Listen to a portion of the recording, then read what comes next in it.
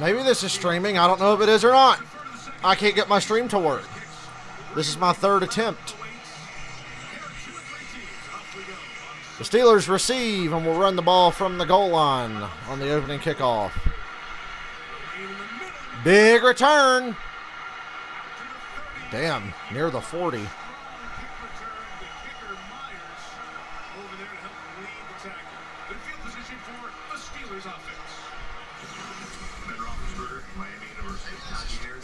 Hey, I got my stream up now. After trying for 10 minutes. I've been trying for 10 minutes to get the stream going, and I just got here just in time for the opening kick. Anyway, let's watch some football. Hi, Lori. Happy to be here. Not in the best mood now because my computer and OBS and YouTube were fucking me around. I can barely speak because of this sore in my mouth. Steelers start with a draw play. What a surprise. A yard.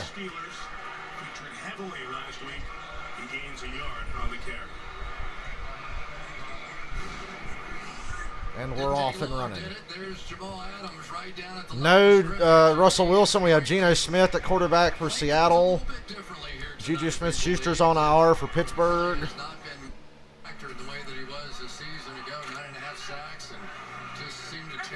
Steelers came out with a little 1-yard run. I just finished watching the Cowboys and Patriots in overtime. What a crazy game that was. Wish I could have streamed it.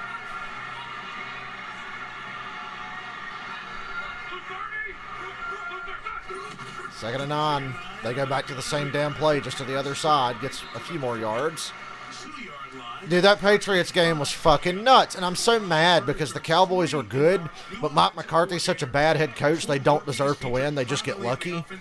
Like, Mike McCarthy is the worst head coach in football, but his team has a winning record. Because the team is very good. The Cowboys are loaded. But they have the worst head coach I've ever fucking seen. Not I've ever seen, but one of the worst going today. Probably the worst still currently in the league. Third down for the Steelers.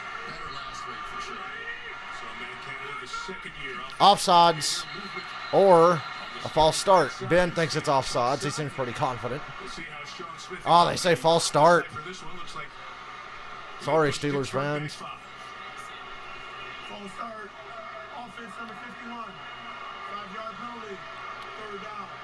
YouTube kept changing the name of my stream and past videos to the current stream title, and it wouldn't let me start a stream. That's why I had to add the word commentary on the end to make the stream title different to be able to start a stream. And yes, they call Steelers for a false start. 3rd and 9 now. Big Ben can't throw the ball further than 4 yards, so 3rd and 9 is tough for him. Hope somebody's ready to make some people miss.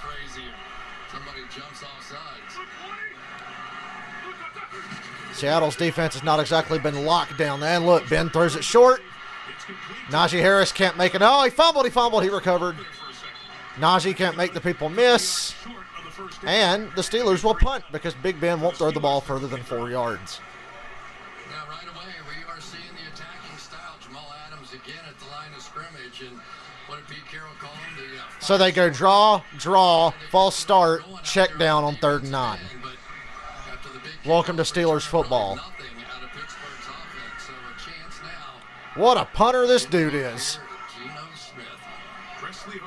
Presley Harvin. That's a thick boy punting this ball away. That's a big boy. Seattle gets it at the 10. Here comes Geno Smith. Hence the name of the stream, Broken Jaws and Broken Promises.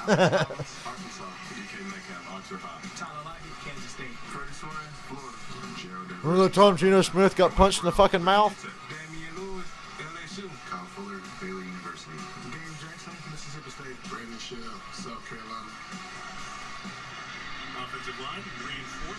Seattle defensively tonight, just keep the Steelers in front of you because that's all they can do.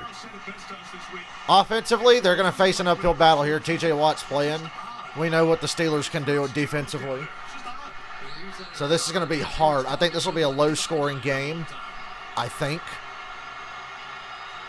Could be wrong. Seattle's still explosive with or without Russell. They've got the talent. And that's not a good start. games with COVID-19, Isaiah bugs the tackle at a loss of a yard. So Geno Smith, it's his 9th year in the league. Remember, a second-round draft pick of the Jets. He was with the Jets for a while, then the Giants. And when he started for the Giants late in 2017, it ended Eli Manning's 3rd longest streak. Hey, remember when Eli Manning got benched for Geno Smith? Put him in the Hall of Fame. Wilson's streak stat at 149 regular season games. I tell you who's in trouble after today. The Cleveland fucking Browns are in serious trouble. 2nd and 11. Collins is the back. With no This is my 2nd straight Seattle game. I mean, we got to see them last Thursday night. I didn't stream it because I was at a concert, but I came home and watched the game afterwards. Chris Wormley, University of Michigan. Cam Hayward, The Ohio State. TJ Watt, Wisconsin. Devin Bush, Fleming High School. Joe Schobert, Wisconsin. Alex Highsmith, Charlotte. I'm going to need a sugar-free Gatorade at this next commercial. Dan Billington, Because YouTube made me raise my voice a few minutes ago when I was trying to start the fucking stream. Sunny, Tennessee. Cam Sutton back. 3rd down for Seattle. And we got a streaker. We got a Steelers fan running on the field. And we have a fan. That's the 2nd one today. I saw somebody in the Jaguars game in London. He timed it perfectly. At the kickoff of the Jags game, a fan came in from the stands running next to the kickoff team. And now we have an idiot interrupting this 3rd down for Seattle. He's seen it all in his 15 years as the Steelers head coach. Mike's only Joe Hayden goes over to get some been around forever. something He from never Mike Tomlin. Has that great outlook about it, and he admitted this is a team a little bit in transition, especially on the offensive side. But hopefully This is the a team defensive trying to side- figure out how can we win football games with a quarterback that can only throw the ball 4 yards. Yeah, if you're a fan of sort of 70s Steelers football, and it wasn't, they won everything in sight. This team might start reminding you of that a little bit. Really? I don't think what worked in 1978 is going to work in 2021. Right now, but it's definitely going to be a 3rd and 4, Seattle's lined up in an empty formation. Says disruption. Snaps I think he's going to motion that running back out of the slot to come in. out there with Alex Highsmith and TJ. And we got another flag. Melvin Ingram. Now what? And Hayward, another whistle. It's Seattle take a timeout. Timeout, Seattle. The fans continue to get loud. Seattle and Pittsburgh, their seasons are hanging on by a thread already. We're talking about it on the sideline. I do think the Cleveland Browns season is headed the same direction after today, so that's good news for the Steelers. But Seattle, they're looking up at the LA Rams, who beat them last week, and the Cardinals, and just going, we have no chance. He never came out of the game for like ever in a day, and he gets in, to get the ball on the own 2-yard line against the Rams. Russell's going to miss a minimum of like 5 games. They have to have a score. Not that Geno Smith isn't capable, it's just I didn't think Seattle was very good with Russell, much less without him. All the way through. It was a beautiful, beautiful drive. Now he has to do it here in Pittsburgh against this defense. It's his 3rd year in Seattle, but he hasn't played much. Here we go. 3rd and 4. Geno dropping back. He held on a little too long, and Metcalf gets blown up over the middle, short of the 1st down. 4th and 1. Obviously, punt from this field position. The rookie out of Oklahoma. Telling you, I think it's going to be a low-scoring game. Metcalf, the freakish athlete that we all know so much about. Unless Najee Harris just really gets rolling. Across the field. But there is Trey Norwood, and there are Najee Harris has one of the toughest jobs for a running back in this football. Pittsburgh Steelers team. Every week, every opposing team knows you're going to get the most touches. Came in and applied some pressure, but both teams now with quick outs. Pittsburgh's winning the field position battle. Fame last Thursday against the Rams. It's this one away. It's a good one, too. 57 Ugh. yards. Good punt, but decent return. 6. And the Steelers will have it at 31. Now, if you'll excuse me, I'm going to go grab a sugar-free Gatorade, and then we'll talk about what the fuck happened in that New England game.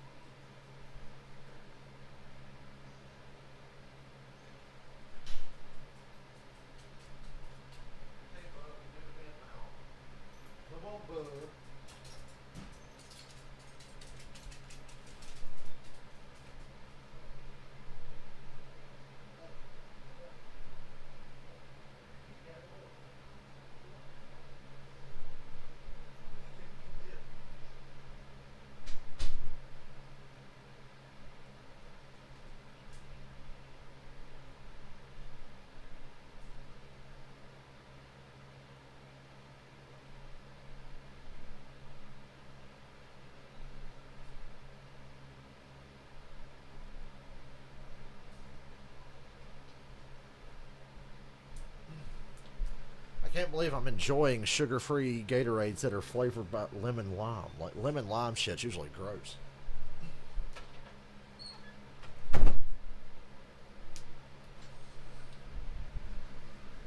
Anywho.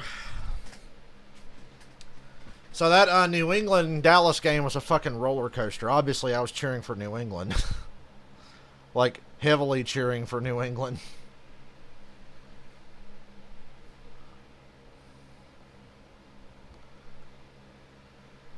When the Trayvon Diggs... Okay, so Mike McCarthy's a fucking knob. 4th and 1, you get the first down, you can run the clock out, and New England never gets the ball back, and you kick a short game winner. No, we're going to kick this 50 fucking yard field goal. Oh, it's missed. Yeah, now you puss out after going for it earlier in the game repeatedly. I mean, what a fucking idiot. He got so lucky that the Cowboys still won that game. Way to overcome your coaching, Dallas. That's all I can say. Speaking of coaching, there's the Chin himself, looking like fucking Vincent Price up there with that mustache. Sitting next to his former teammate, Brett Kiesel. The Steelers have an alumni weekend. It's the alumni weekend to end all alumni weekends. Oh my God, Ben threw the ball 6 yards. Breaking news, Roethlisberger attempts pass longer than 4 yards.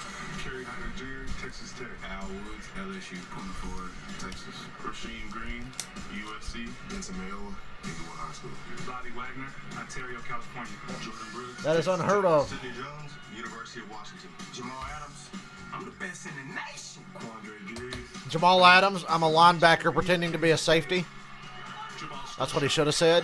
He is not a good safety. He's a linebacker pretending to be a safety. Oh, look, a little swing pass to Deontay Johnson. Johnson on the edge. Right where the ball is, the spot very close to that first down, which will be the first one of the ball game over at the 42. And he has it going against Ken Norton Jr., the defensive coordinator for Seattle. It's so rare to see after those years. Does anybody else feel like Pete Carroll's time in Seattle is slowly coming to an end? Last year too, and got better. They did. They sort of fixed it mid-season, but I tell you, I can make a pretty strong case right now for the way that Seattle's playing defense that Ben should. They gave the Steelers the first down there. Everybody wants to see them establish the run, do all that.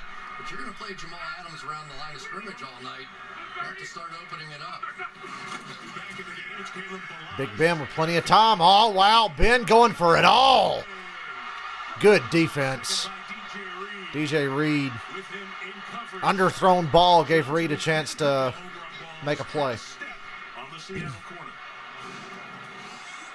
let's take a look at the one-on-one. Big Ben, don't hurt yourself. And cornerback has been a major issue for Seattle. We'll talk about some of the changes there. The one constant has been DJ Reed, and once again, you see why that is. Ben is going to unload this one. If you're worried about his arm, don't. I'm very worried about his arm. Reed on the back end, he's sort of willing to let people get a step behind him, and he still makes the plays. He's been doing it all season. He's the only corner that started every game. Well, look out. Jamal Adams makes Ben throw it in the dirt.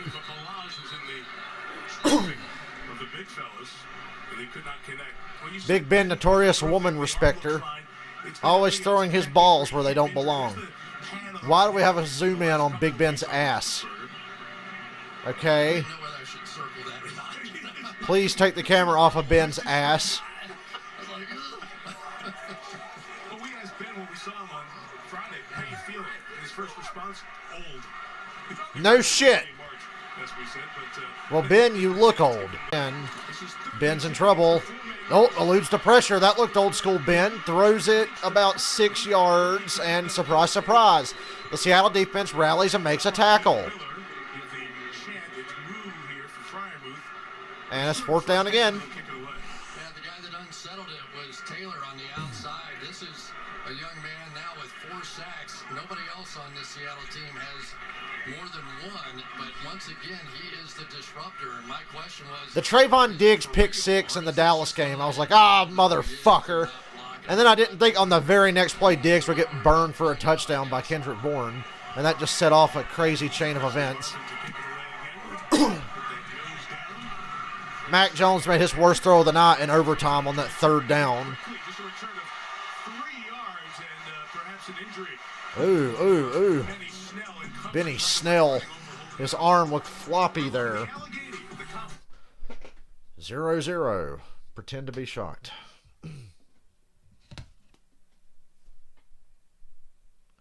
Mike McCarthy, I'm going to go for it on 4th down on my own territory. 4th and half a yard. I'm going to kick this really long field goal.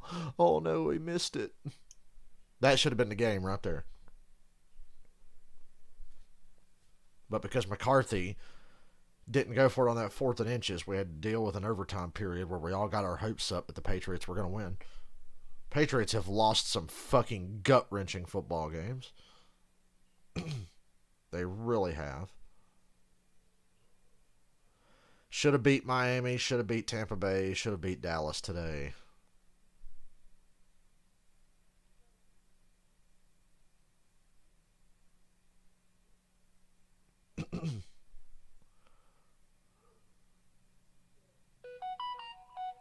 Shut up. Who texted me? Oh, it's Michael. Never mind, Michael. I'm always glad to get a text from you. I got annoyed that my phone went off when I was like scrolling.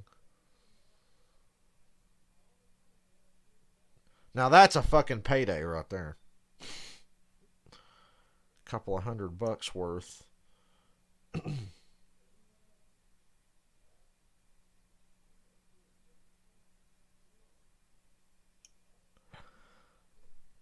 As I mentioned earlier today on the stream, a casual friend or acquaintance, I'll call him an acquaintance even though we really like talking to each other. Fran, this guy Francis, he worked for the guys in KISS. He worked for Paul Stanley for over 20 years. He died of COVID today.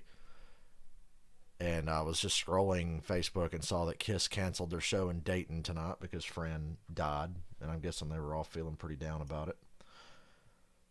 Fran always hooked me up with guitar picks and shit. He did that for everybody, but he got me the Paul Stanley guitar picks I really wanted on the last cruise I was on. So, was looking forward to seeing Fran again, but I guess that won't happen now. So, rest in peace, Fran. Sorry for his family. I'm sorry for Paul and the guys in KISS. I know he was close with pretty much all of them. He was in Atlanta last week because he did the introduction for the band like he always did.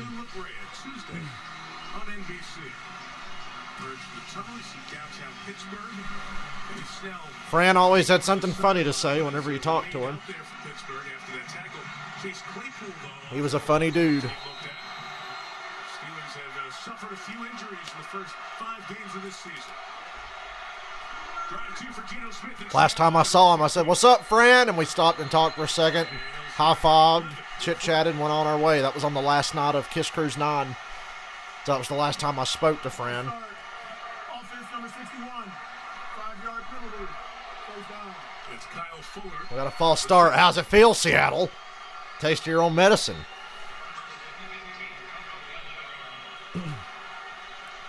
Just wonder what's going through Gino's mind, don't you? He knows this is an opportunity. You know, he's been learning. He's ready for this. He knows he's ready. The team is confident. And he could have one of those late blooming careers. Seattle starting at their own 11 now after the penalty. Pittsburgh winning the field position battle in a scoreless game. Big hole here. Oh, nice tackle, Minkah Fitzpatrick. If that was any other safety, that play might still be going. Now, anytime you're going to end up in one of those, I want to go rush the passer situations, some of that stuff can work pretty well in there, just trying to get it back on track, give Gino a chance, especially backed up. You cannot make the big mistakes against this Steelers defense, against this crowd going too crazy. Nice run for a gain of 7. Heck of a place to start. At Pittsburgh, on the road, primetime game. Steelers always bringing it night. Oh, Gino hit as he throws. TJ Watt smacked that arm. 3rd down.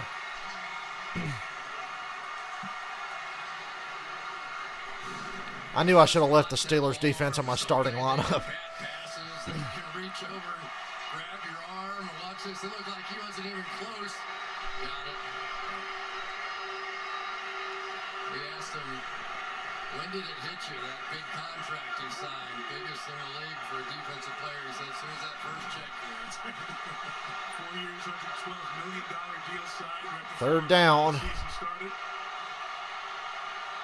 Third and 8. Steelers only rush 4. Everybody else plays coverage.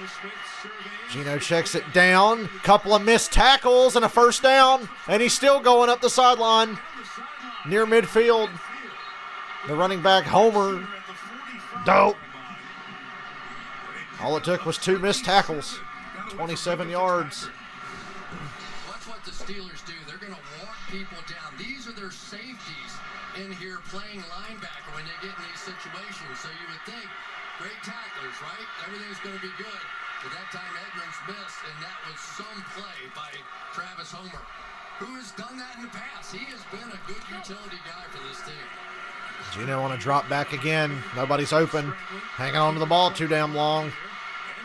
Ooh, nice throw to the sideline. First down. Good play, Geno. I was going to say holding on to the ball too long. Never mind. I know it's Geno Smith and he's experienced, but you always got to play it safe with a backup quarterback. Get rid of that ball, but nice play. Great play, actually. And now Collins, whatever his name is. They have so many different running backs, I can't keep track. Consecutive plays here for Seattle. Not only is without Russell Wilson, but they're without their top 2 running backs. Chris Carson, they just put on injured reserve neck injury. Rashad Penny, who hurt his calf week 1, he's scheduled to come off IR after this week. So really tough odds in the backfield for the Seahawks coming into Pittsburgh tonight. 93.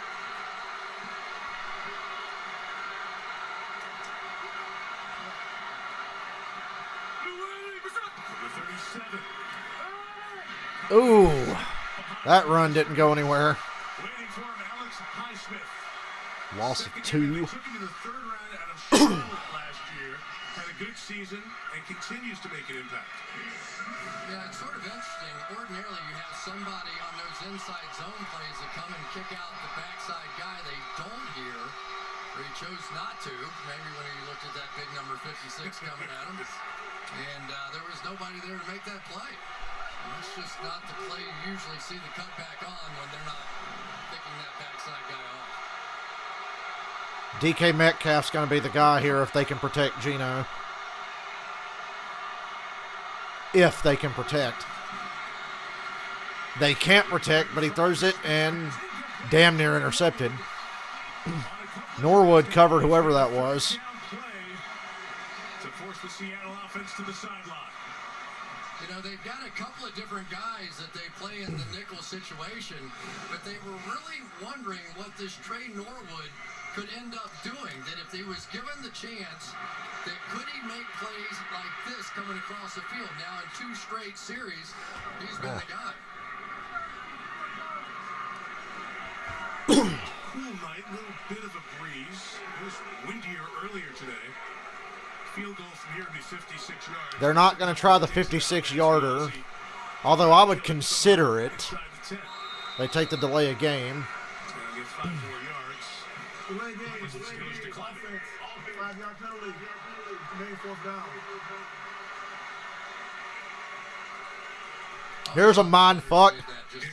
Take the delay of game, make them think you're going to punt, then run a fake. Well, Dixon had the all-time average helper. He got one blocked, he scooped it up, and then he kicked it again. That was one of the all-time plays I've ever seen. Okay, that double punt Dixon had last Thursday, that was illegal, first of all, but very impressive. I was stunned.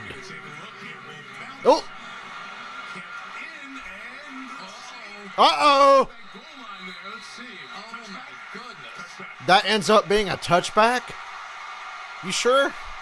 There's a lot going on this special teams play every time we watch a fucking Seattle game. Where the man is, not the ball. So that was good. But you got to get control of it. As they were fighting for it, they were tight-roping the line, and now in conversation with the officials. Just wait a second here. And now we have a conference about a punt. There was a collision of bodies, obviously, and that's what threw Barton into the end zone. But at the very least, he still could have, like Amadi did, could have thrown it on the field backwards. was the ball was never possessed in the field of play. Touchback. Timeout. So Barton's got it there. has the ball and loses it as he comes down. So we'll take a further look at that as we step out. I don't know. They said he never had possession. That last guy looked like he had possession, so that should probably be at the 1. They've always been weird about how they officiate this.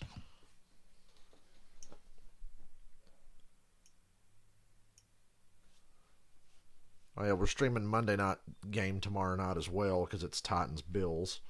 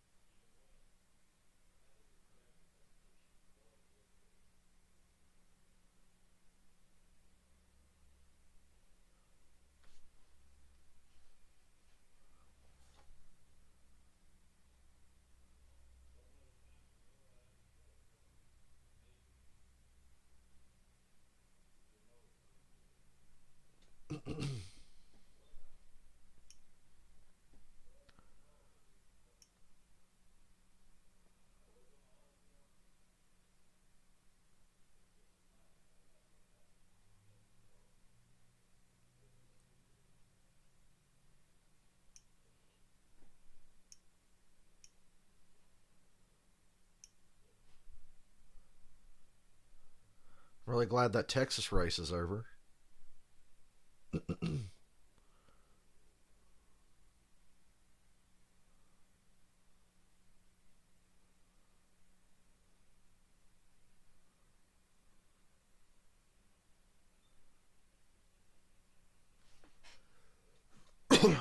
I heard Baker Mayfield's got a shoulder injury. Not good. That and Chubb and Kareem Hunt both got hurt. Chubb missed today's game. Thanks for fucking me over in fantasy, injury gods. The injury gods show no mercy. His 24th pick in the draft this year, the first pick for the Steelers, Najee Harris. Mike Tomlin said, I looked at him as a football lover, and I said, he reminds you of an 80s runner, like a Marcus Allen, and an Otis Anderson, and Eric Dickerson. Look at their size, and close your eyes and remember the speed and power. Who usually runs well at Kansas? Denny Hamlin, Kyle Larson, the Penske cars, He runs with speed and power. some dickhead named Kevin Harvick. Kyle Busch has been very good there. The culture of what the Steelers offense is going to look like for the next few years. Young Najee. We were like, hey, we got your name right. He goes, yeah, just call me Young They call it touchback. Steelers get it at the 20. Ben pump fakes, waddles to his right, checks it down.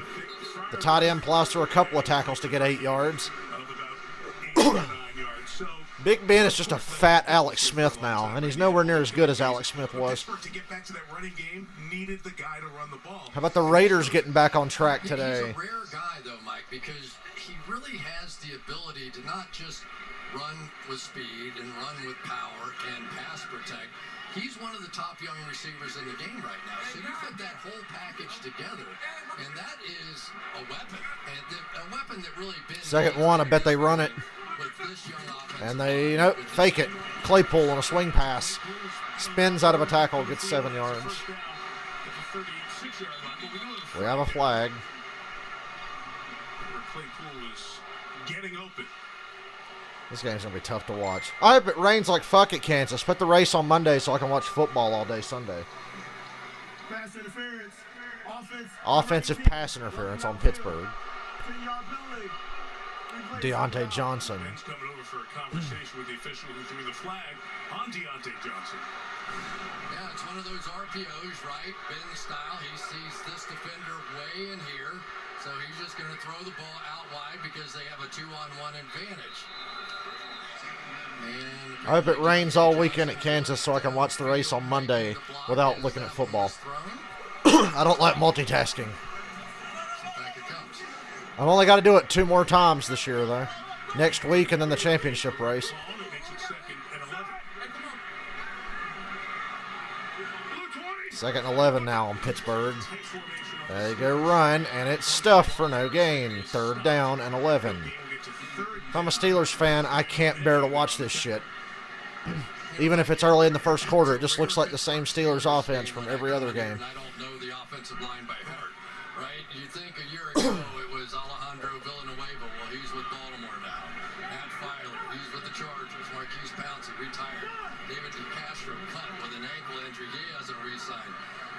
shoots the core for left on that offensive line. So I think there is a little patience. Oh, you're going to Kansas? Well, then I hope for good weather. I'm sorry. Selfishly, I wish it would rain on Sunday. Wow, Ben threw the ball more than 4 yards. First down. Deontay Johnson redeems himself.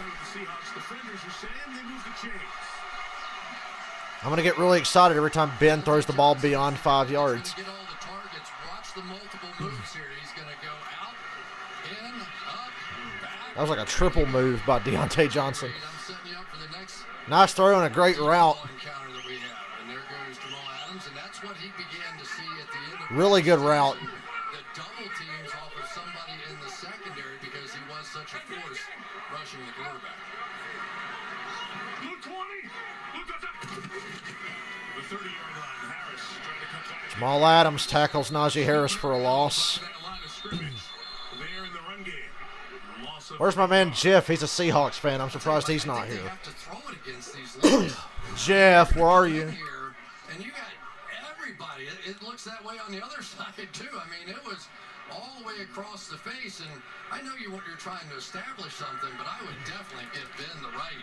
If I have any of my receivers outside one-on-one, let's go. We're playing football now. There's a part of me that says Ben would like that too. You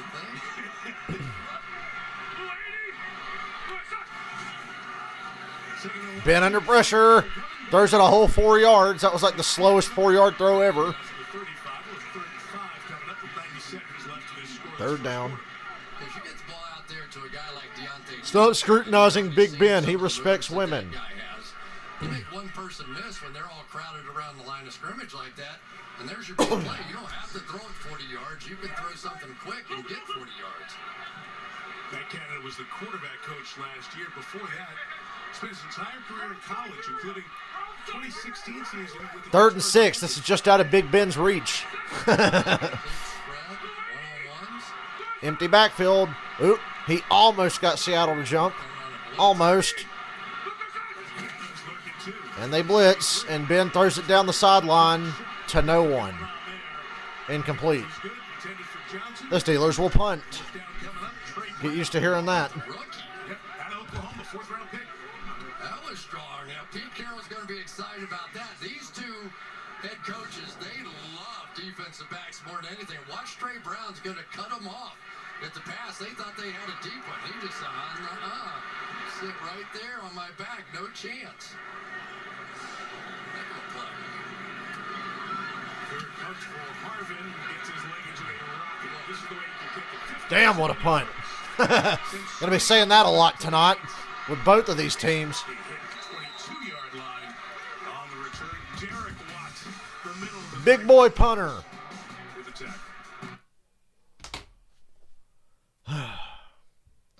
Lots of punts means lots of commercials and dead air for my stream. So if an offense could like at least sustain a drive, that'd be great.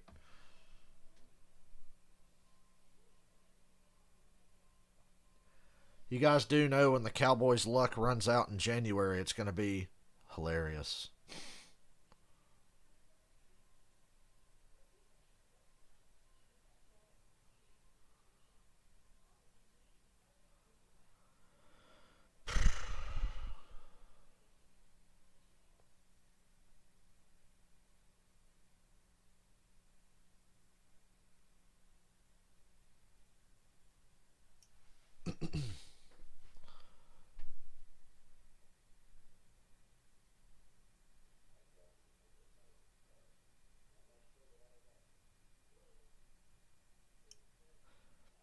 Skip Bayless think he's slick. He posted a picture of him laying on the ground in gray sweatpants. He's trying to plant a thirst trap.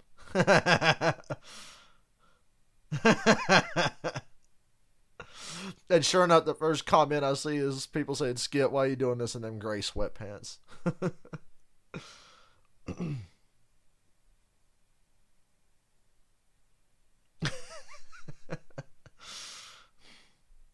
The first comment says, bro, Skip is packing.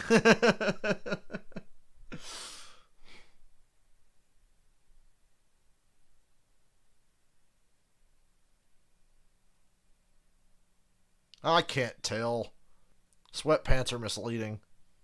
So no, I don't know how big Skip Bayless's dick is. And trust me, I've been sitting here looking, trying to figure it out. So I said, that's not even the weirdest part. He made his wife take this picture of him.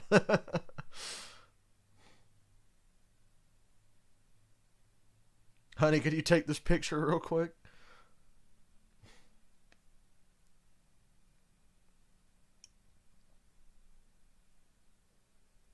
$5 if Pittsburgh wins. Okay, I'll root for Pittsburgh then. Even though that goes against everything in me, I will root for Pittsburgh for a little $5. I love the city. I love coming to this city. It's such a beautiful architectural city, all the bridges and the fans. So now I'll be extra critical of Ben Roethlisberger.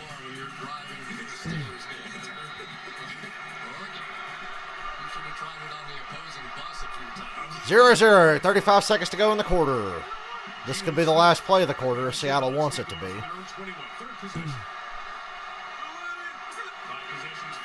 Play action, and it's a screen. Oh boy, no blocks anywhere, and a flag down. Looks like the hole will be deeper for the Seahawks. Yeah, it looked like Damian Lewis chasing the defensive back and sort of had a good position, and the DB just outran him. Then it became a block in the back.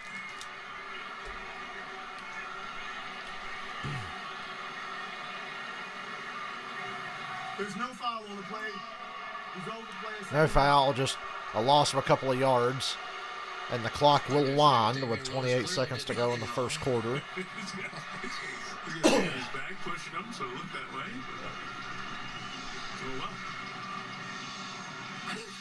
So, Sometimes I wish people could see Jerry McCauley the way we could see him in there going, laughing and giggling and throwing his hands around. Just like sign language. just like the coaches did to him when he was at 15. And that's the end of the first quarter. Time for another commercial. 0-0, Seattle and Pittsburgh. One team with a backup quarterback and one with a quarterback that should have retired 3 years ago. Exciting. There are big name players in this game, but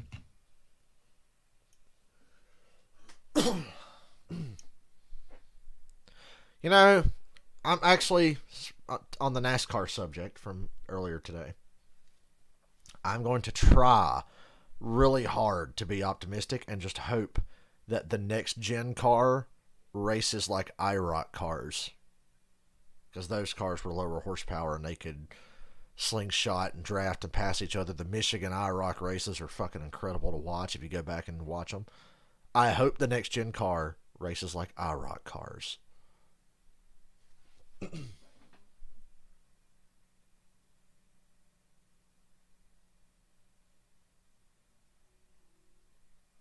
Oh no, it's October.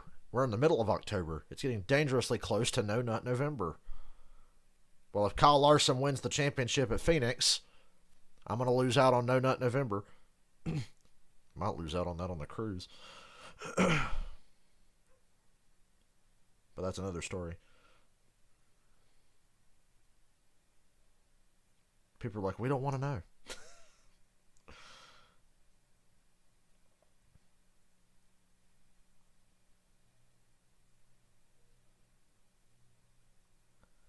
So I saw the absurd roughing the passer call on Cleveland today when Kyler Murray got lightly pushed as he threw the ball.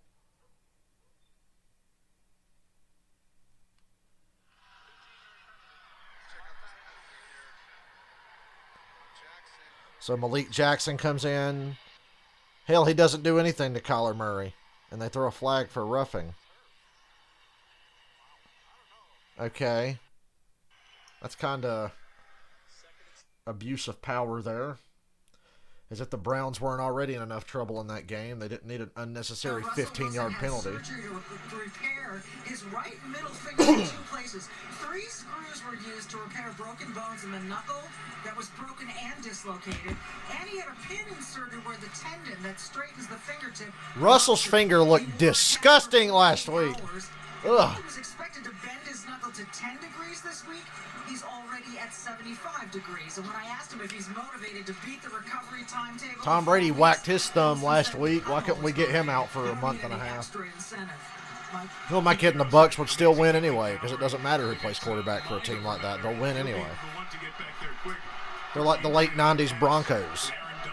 Didn't matter if Elway played or not.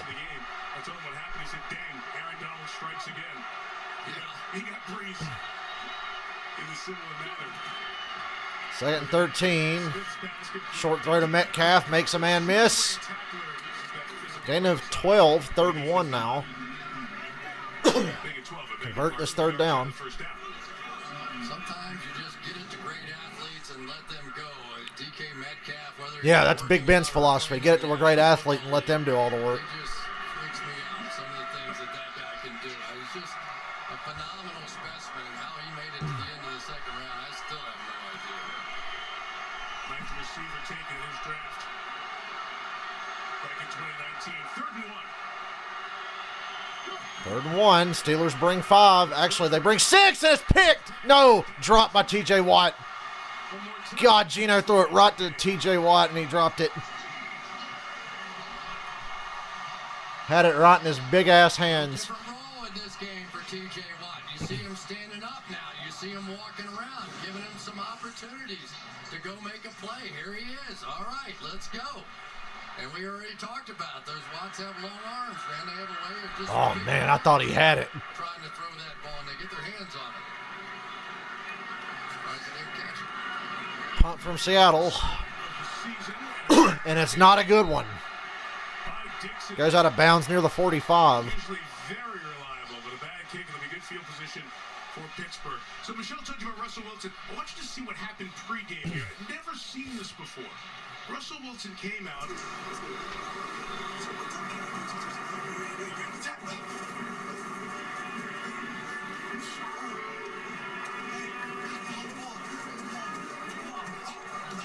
Look at Russell Wilson. He's playing with himself. Everything. Did you ever get grounded as a kid? Russell Wilson's out there playing with himself. He's playing make-believe. And you're on saying no friends until you go out and make up a game. You just made up a game out there. Drew Brees used to do that. A form of that. We'll talk to him about that. But it's a perfect way to just keep your brain in tune. 24-yard punt for Dixon gives the Steelers. Najee Harris for a gain of 1. Just a gain of a yard for Najee Harris. So it's the Those 1-yard runs are going to add up after a while for you fantasy football players. everything, even getting on a knee in the huddle and talking to nobody and calling plays. Yeah, he was. It was. Have you ever seen that before? No, I've never seen that before. It's going to be a low-scoring game determined by one big play. I mean, seriously. If it keeps going this way. Full of guys that if you said, all right, we're not paying anybody anymore, you'd still go, I want to play. Let's just keep playing. Keep himself mentally in it as much as possible. Little flip to Najee Harris. Using the edge. Gets about 6 yards. Over on that sideline on the Steelers side of midfield with 3rd and short coming up. 3rd and short. Good. Big Ben can actually throw the ball that far. You're going to fake that way and come back over here. Almost every team has some version. Make no mistake, they're going to throw it on this 3rd down. As you watch him, If they don't, I'd be surprised. he looks like he weighs about 205. You know, and you go, okay, he's kind of one of those little scat back guys, and I get it. And then he walks in the room. You go, oh my goodness. He has just huge thighs and just a powerful looking guy, and he has the finesse, and he has the moves, and he has the hands. 3rd and 3. I told you they're going to throw it.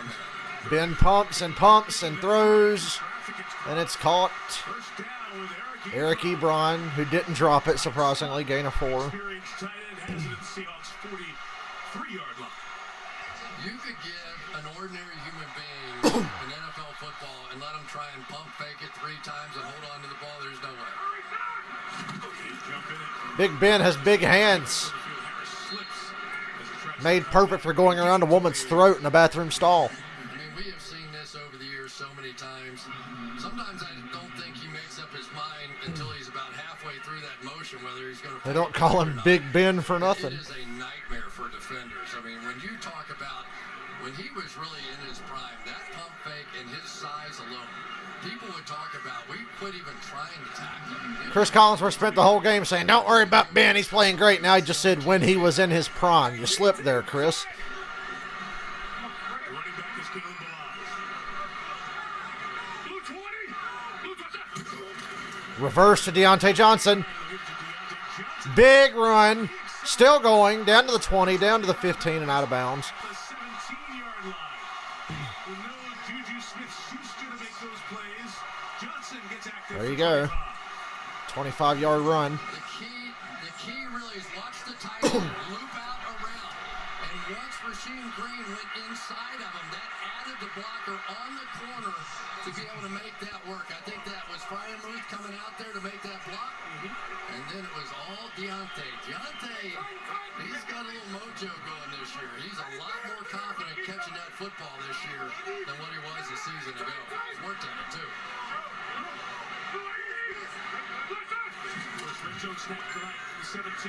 Hey, a throw for 8 yards, and the receiver does the rest. First and goal, Steelers. Taken in the second round of the draft, Ben Roethlisberger was at dinner with his wife. Got a text, they drafted the tight ends. Okay, great. Then he got another text from Bruce Arians, his former offensive coordinator, coach of the champion Buccaneers. Said, you're going to love this guy. He's just like Heath Miller when we were together. That was it. Ben started having dessert at that point. That was one of his all-time favorites, and really, for the fans of Pittsburgh, one of their all-time favorite guys. And now Seattle needs to stop. This has not been a great year defensively, but they need to come up with something here. Zach Gentry, the tall tight end, was in the game for Pittsburgh. First and goal, Ben wanted the screen. It's tipped in the air, and it's picked. Oh, no, Jamal Adams dropped it. Seriously? You can't get my hopes up like that. We've had 2 interceptions, 1 drop by each team. You're going to see Darrell Taylor, one of the pass rushers, go Volleyball. taking a tent for this thing, and I think it gets knocked out. Oh, Jamal Adams. Chase Claypool does a good job, too. Yeah, Chase Claypool's the MVP of that play. He saved a turnover. Keith Adams from grabbing that the other way. Timeout, Steelers. Second and goal. Ben will stop it here. About a third of the way through the game. You know what's really interesting is about Ben Roethlisberger, don't you think? I mean, clearly... I have no idea how that was not picked. Tomlin, you talk to Matt Kennedy. I mean, they see what's going on. They see the young mobile quarterbacks. They see the read options. They see the RPOs. They know all that stuff. And so they have some version of that that works for Ben. But you get the feeling that this is going one of 2 ways. Either this is going to come together this year, and that version is going to work very well, and Ben will be here. Right. And it'll be great. And there's also a version where it doesn't work out so well. And then the Pittsburgh Steelers likely start looking forward to the future. But I think it's all still in front of Ben and this offense and the Pittsburgh Steelers. I just don't think that we have a final answer yet. You're talking for this season. They can still grow here right now. Yes, they could get in the playoffs and go on a run for all I know. But it's a I doubt it. It's a different style for Ben. Second goal, shotgun, Ben. Najee Harris, touchdown. Najee Harris into the backfield. Quick out route Steelers score first. for a touchdown. Good drive for the Steelers. Seattle had their opportunity and blew it down there. Receiver, here he is flanked out, and you'll see this plenty, but watch him take his time and make a move. Once that defensive back sets inside, he knows right now it's man coverage, and there's nobody on the outside. Very bright young man to be this far advanced with the passing game. He's been doing a fantastic job. Responds well for the extra point. 7-0 Steelers. The short punt, the 24-yard punt, gave Pittsburgh good field position. They take advantage of it. Yeah, we mustn't forget the horrible punt that helped make this possible. Najee Harris, his second touchdown catch of the year. 7-0 Pittsburgh.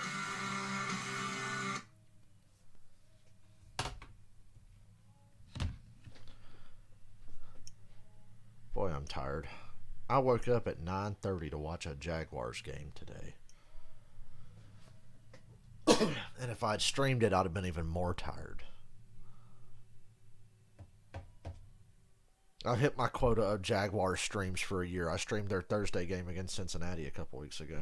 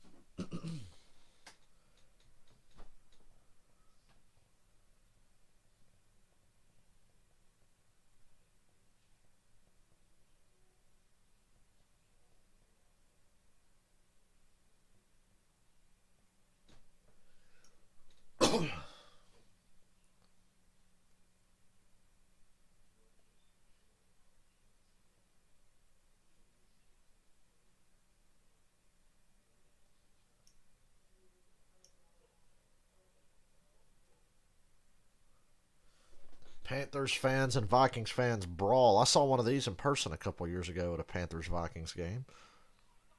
About 8 or 9 rows behind me.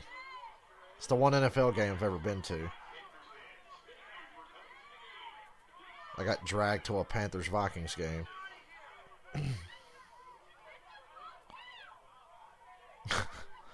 People really be fighting over football. Oh man, I'm a man. I fight over stuff that I have zero control over.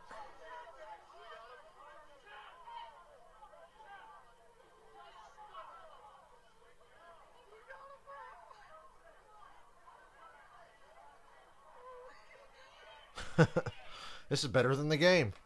I don't know. That Panthers-Vikings game was pretty good. Hey, Super Bowl 40, the most rigged bullshit of all time. Asterisk. Asterisk. Rigged ass Super Bowl that was. Everybody that watched it'll tell you. Unless they're from Pittsburgh and they talk like this, go Steelers.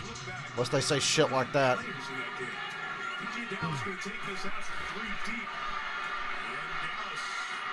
Hello, good kick return across the 30 for Seattle.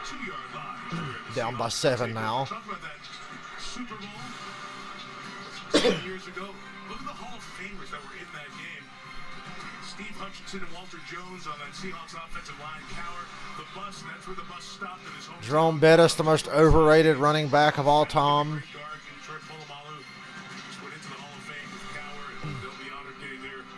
What's up, DFS? Pictured with the bus just yet, but Ben Roethlisberger, like we're making a 7th Hall of Famer who was part of that game. Play action from Geno. Nice throw over the middle to Metcalf for 15 and a first. Oh, they say incomplete. And DK swears he caught it.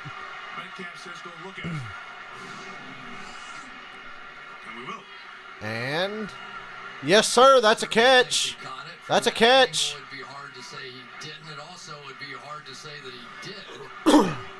He caught that. Might get a little bit of help from New York, who might tell them it's a catch. After discussion, we have a completed plan. Yes, it was a catch.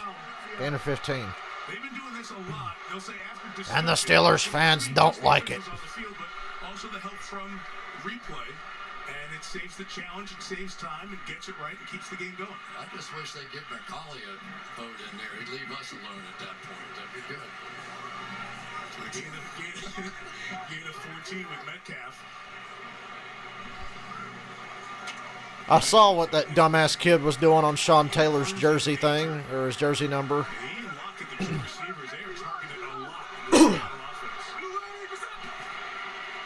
Another play action from Geno. And down he goes. Cam Hayward got to him first.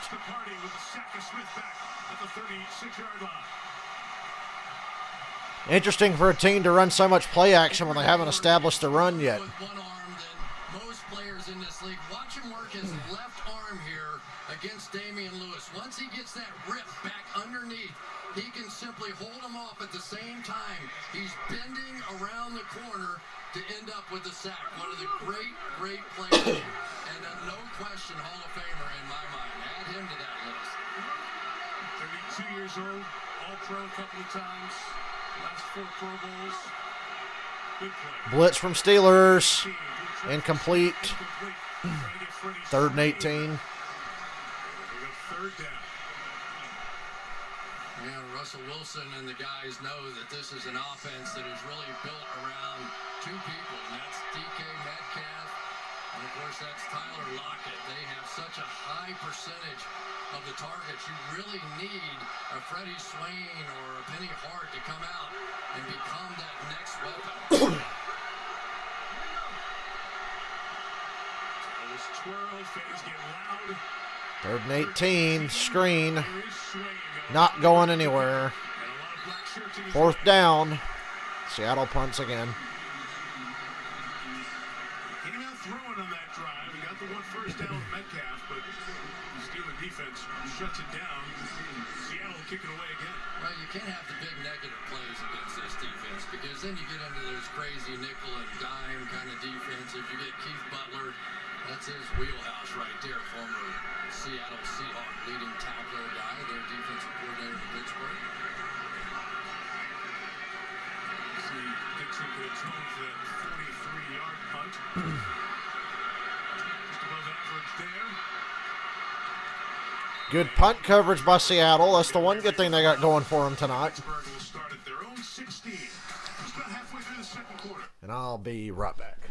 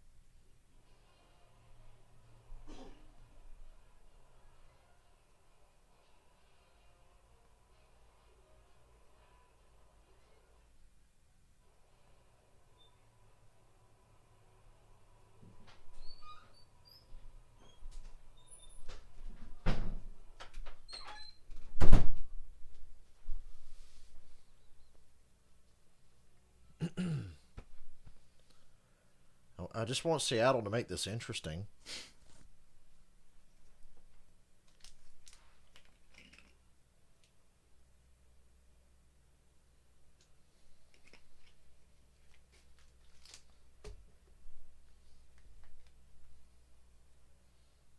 Next weekend. Oh, shut up.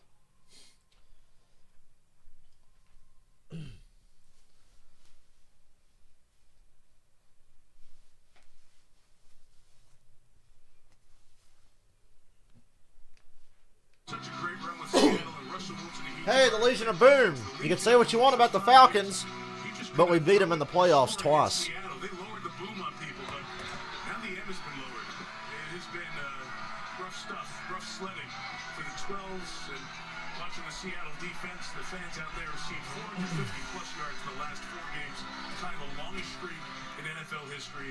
But Bobby Wagner is one of the few remaining pieces from the Seattle defense that you all remember from 4 or 5 years ago.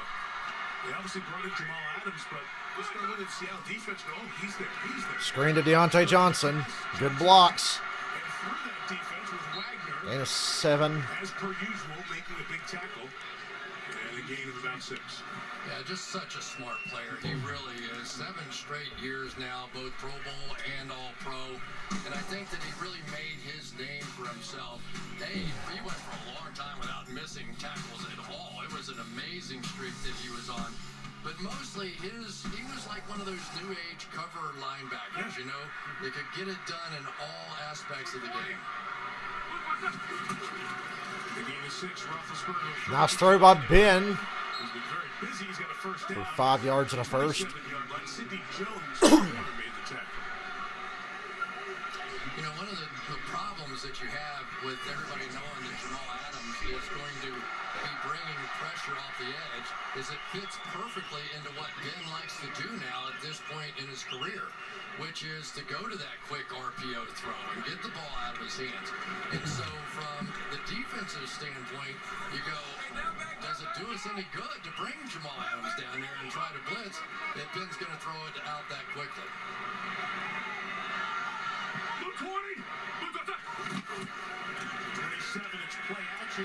Big Ben wants to go deep and settles for the little check down, and Najee Harris gets first down for a gain of 13. 12 and a first down to the 39. Missing by Owen. Ben acting like he's going to throw that deep is funny. Well, what do you know? Ben Roethlisberger doing play action. Everybody on the field was stunned, I think. This is something that just has not been a part of this offense. Geno Smith does not look confident over there. Like, he looks like he's already lost the game. You guys see that just now? And I'm not trying to read too much into it, but he literally just looked depressed. But they really need to do more of that, and I think Matt Canada wants to do more of that. I think he wants to do more motions and formations and play action and more under center. Back to a nice offensive rhythm here in the second quarter. Harris slams it in there for about 2 to the 41-yard line. So you talk about what Pittsburgh has been. It was all the running with Bell and then the pick up and throw it short to the receivers. The play action game, like you said, has The game not is been there. boring, but it is a Steelers game, so that's to be expected. His ability to run will give you a little bit of that. How about this? Last. As you can see, the Steelers are up 7-0. I don't expect much excitement out of this game, but I was thinking that during the Dallas-New England game earlier, and boy, did I get my money's worth out of that game as far as excitement goes. Formations and different things we were doing. And a first down for the Steelers, gain of 8. It's a good field. First down, the rookie tight end. One more time, his 4th catch of the first half. We were talking about it with DK Metcalf has blue hair. I'm surprised the NFL hasn't banned multicolored hair. Bunch of old white guys. I don't want them out there with that blue hair. They can't be taunting, and I don't want them having blue hair. That'll be the next thing they target. They'll fine you for having multicolored hair. I'm pretty sure they've done that before, though. You knew exactly what he was going to give you. Didn't they find D'Angelo Williams for having pink hair? On the toss, Balaz. The Seahawks territory, flag down back in the backfield. Maybe a face mask on Seattle. Face mask on Seattle. It's Kenan Dotson, the guard's helmet came Personal off. foul, face mask, defense number 90. 15-yard penalty will be added to the end of the run. Automatic first down. And it's Brian Monet.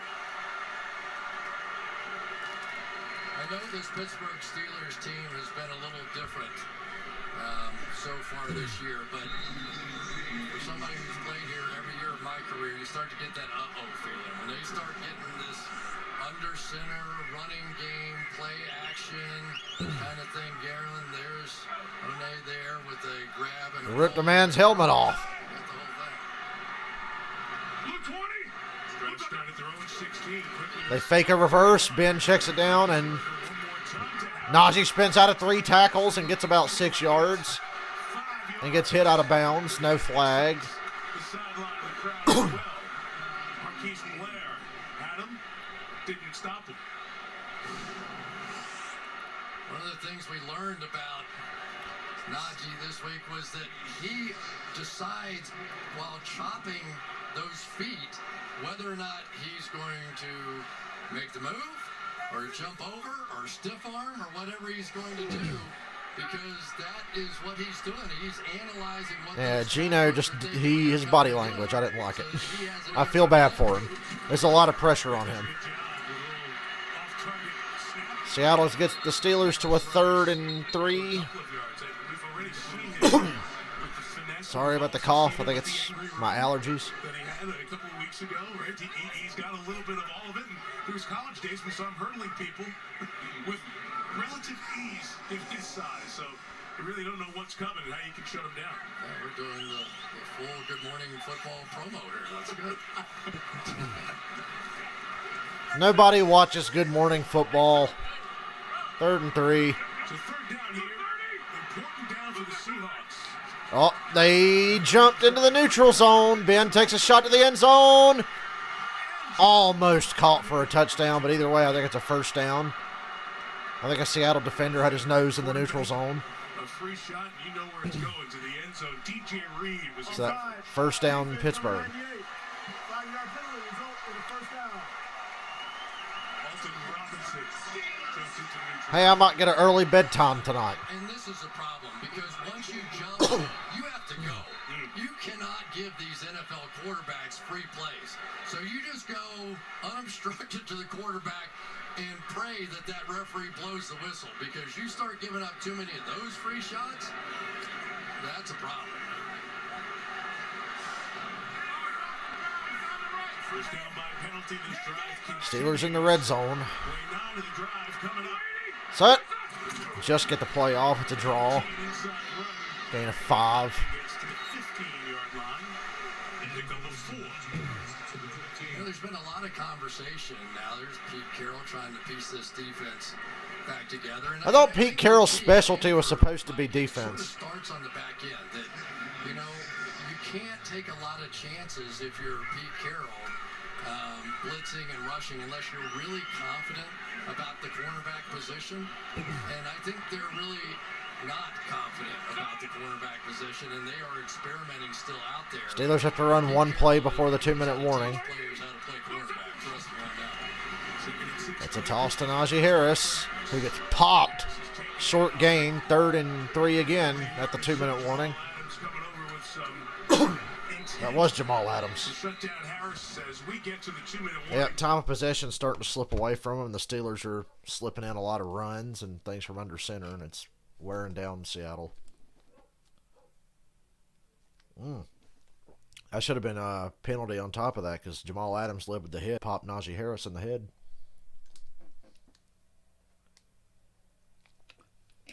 To me, that's just playing football, but by their standards, it probably should have been a flag. I've seen less get called.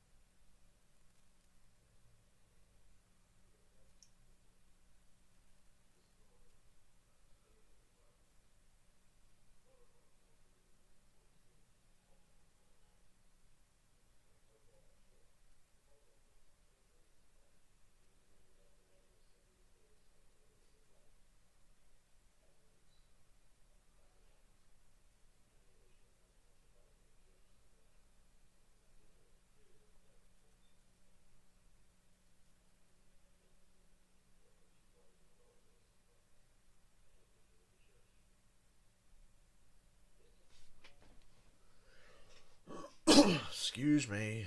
I think that Browns-Broncos game on Thursday has some potential for some good comedy.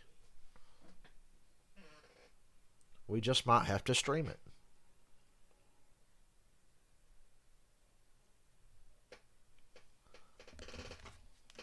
What are you looking forward to talking, Coach? Ravens, run game and defense. Cowboys. Tony Dungy, you Uncle Tom motherfucker. How you doing, Mr. Moral Authority? Tony Drew see you here coming up at the break. 3rd and 3 coming up. I wish I had some damn pizza. 3rd and 3, Pittsburgh at the Seattle 11. They go empty on 3rd and 3. Ben throws a little quick pass to Chase Claypool for 1st and goal at the 7. Just at the 6-yard line. 1st and goal. Pete Carroll looks over the shit. Well, one of the things that's happening, like, yeah, let's think about this. Let's get this first down, all right? Usually that means we're going to the second play. That's all that means. But right now with Juju Smith-Schuster not in here in his typical slot position, of course, one of everybody's favorites here in Pittsburgh. We certainly wish him a speedy recovery as well. But it also has allowed for... Hope TikTok boy gets better. He's on IR. Poor Juju. Has been very, very effective. We saw him on the seam route for a touchdown last week. And on that play right there, very difficult to get around a guy that size. I got to see almost his entire Notre Dame career doing our home games on NBC. In the slot, special teams, jump balls, as a receiver. He gives you so much versatility at 6'4". And just under 240 pounds. You saw some of it there. 1st and goal, draw play. Najee following blockers. Bust through down to the 1. Getting down to the 1-yard line. Seattle took the timeout a moment ago, and they take another one here, trying to preserve some time. My stream is starting to do that thing where it acts up on my phone. There was the big doggies were in there. Trey Turner with a good block. They had a great double team on the backside. And then you have a running back that doesn't give up. And all of a sudden those offensive linemen start sticking their chest out a little bit and going, yeah, I remember the old Pittsburgh Steelers. Well, no, none of these guys would. But that guy does. Is my stream still working? Because on my phone it's not. The foundation is around you all the time. And he ran into Franco Harris in the parking lot last week. And Frank said, a couple weeks ago, he said, hey, tell me, there's Franco twirling a terrible towel, rooting him on. He said, tell Najee I didn't have a 100-yard game until my 5th game as a pro. And then Najee had one. 2nd and goal. Harris looking to get And Najee stuffed. 3rd and goal now. My stream is still working. Seahawks out of time. Yeah, and I thought Tomlin's stories about that he wanted to get Najee with Franco and the bus and the tradition here that goes through Juju. He wanted I closed the to YouTube app and reopened it. Yeah, it's they were the working. same kind of players. Minka Fitzpatrick with Troy Polamalu. You know, let those guys in those gold jackets teach my guys. Pretty good idea. Look at that. And they can't 3rd and goal at the 1. snap like a fan. 3rd and goal. They go reverse to Eric Ebron, who scores the touchdown. On the bingo card, too. Eric Ebron on a reverse takes it in for a touchdown. 14 play, 84-yard drive. 7 minutes off the clock. Pittsburgh is totally controlling this game. And now with a lead, they can pin their ears back and get after Geno. And if that lead gets any bigger, hit the fucking deck. And here comes Ebron the other way. Pretty good athlete, that guy, for a tight end. He can do just about whatever. Don't matter how you score touchdowns, just score them. Touchdowns with all 3 teams he's played for. Had one with the Lions in 2016. And High snap on the extra point, but it's good. 14-0 Pittsburgh. With 1:04 to go in the half. Boswell adds the extra point. 14-0. Eric Ebron finds the end zone and finds some royalty cheering for I don't think there's a single organization in the NFL that loves to suck their own dick more than the Steelers organization. Now my stream's doing that thing again.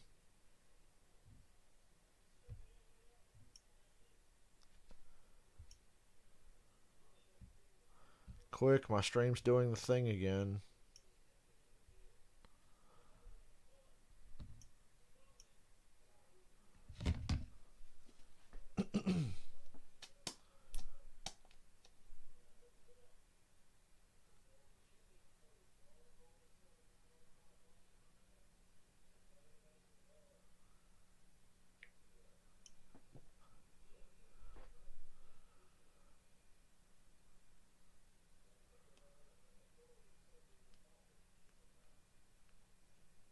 Testicles 1, 2.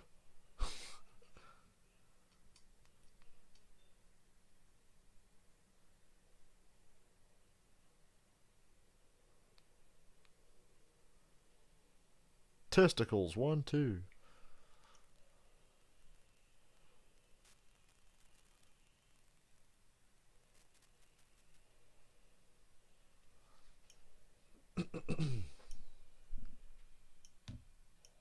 Why is it so fucking hot in here? If my life was a musical, that would be the song I'd sing the most.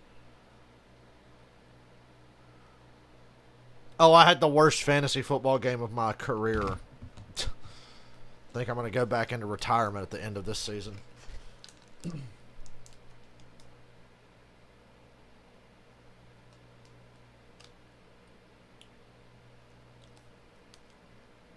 My fantasy team has scored a combined 80 points.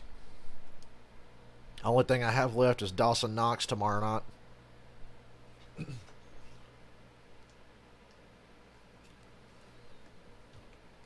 College football will be in South Bend Saturday night in prime time for USC visiting number 13 now, Notre Dame, 7:30 Eastern on NBC and streaming on Peacock. Begin well. Been a part of a few of those games. I went to one where they played at night, that first night game against USC. Yeah, that's right. You know who caught the opening kickoff for that one? My son Austin. I thought I was going to have a heart attack. Jamal Adams looks pissed. Geno Smith looked like he was about to shit himself last time I saw him. The Seahawks are down by 14. Jack will be with us. Drew Brees, our whole third A team, Catherine Tappan will be in South Bend next Saturday night for the Irish and the Trojans. Big Ben's stat line looks pretty good. Numbers are very good. What about Geno Smith so far in this Seattle offense? Stats can be deceiving, but he's doing a decent job. Let's be honest. Pittsburgh has a terrific defense. They've been winning the battle up front. And there are two guys on this offense that have to get it going. I mean, they just do. They have two big playmakers, and that's Metcalf and Lockett. They need to get Gerald Everett involved to some extent. They need to find a third guy. You know, maybe Travis Homer had a big play for him. Somebody just has to jumpstart this thing. Maybe a Geno Smith run, something. Jay Walton, the offensive coordinator, his last 5 years with Sean McVay. Changes Seattle offense, and they get the quarterback in there. Those 12s that have traveled. Trying to help number 7. Oh, batted down at the line. Down and incomplete. So Second time tonight that's happened. This time it was Cam Hayward. Earlier it was TJ Watt. and Chris Wormley were in there. I think Wormley may have gotten that one. What was it, Wormley? And you know, Mike, here's Wormley's going to get this Yep, one batted it was down. him. But we talk about Shane Waldron and his connection to the Rams. This isn't a Rams offense. I mean, this is a spread. This is, at the very least, a blended with Russell Wilson offense. With this spread them out, shotgun, you know, the whole thing. Geno with plenty of time, holding on to the ball too long. Here comes Cam Hayward. Geno throws downfield. Lockett's wide open, but it hit the ground. Incomplete. Lockett was wide open. 52 seconds left. Steelers still sitting on 2 timeouts. That was a big miss right there because you hit that one. Now you're fine, right? You got a chance to put something on the board. You one hop it in there.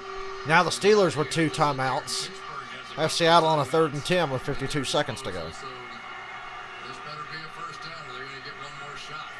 We saw Mike Tomlin with the line judge right on his side, just letting him know if that ball's in play, I'm getting a timeout here. Trying to get our hands on the ball all the time. Now you got to watch those guys making Fitzpatrick right over the center at this point. So a lot of different looks. There goes pressure, and Geno goes down hard. Back at the 16-yard line. And the Steelers take a timeout with 47 seconds and get the ball back here. Pete Carroll's about over it. Said that earlier. What Keith Butler does, he gives the quarterback something to think about. And you're going to have right there is Fitzpatrick. What's he going to do? Minka then drops out, and you end up with the pressure around here because your quarterback, Geno Smith, is trying to figure out what's going on. As bad as this offensive line is playing, would it matter if Russell Wilson was in this game? Maybe a little bit. Not TJ Watt. When they start getting a balanced pass rush, that's a headache. I just won 2 in a row in fantasy, and then today I had the worst game in history. Just 3 first downs, 66 yards, and only 20 plays. That has been a problem. They've run the fewest plays in the league this year, and that continues. gets it away. Not a great kick here. Not a great punt. Friendly bounce. It's Steelers get it at the 41. 41. 36 seconds Remaining. and a timeout. 30 seconds. Can Ben push this ball downfield enough to at least get 3 out of this? They don't need to go that far.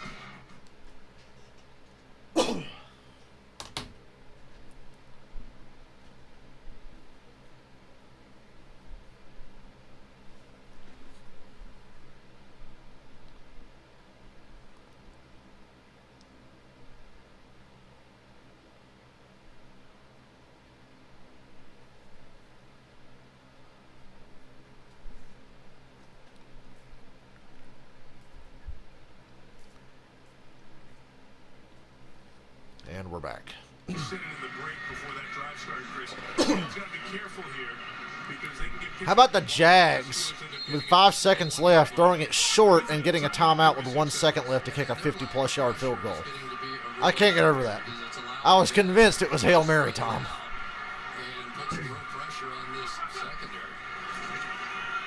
Ben throws it short to Deontay Johnson, who ducks out of bounds after 3 yards. The Steelers, I don't think with Ben at quarterback, they're built for this kind of situation. To get points quick, they're more run the ball, grind it out, short pass, screen, all that bullshit. But with 1 timeout in 30 seconds, they've got to force the ball upfield at least once.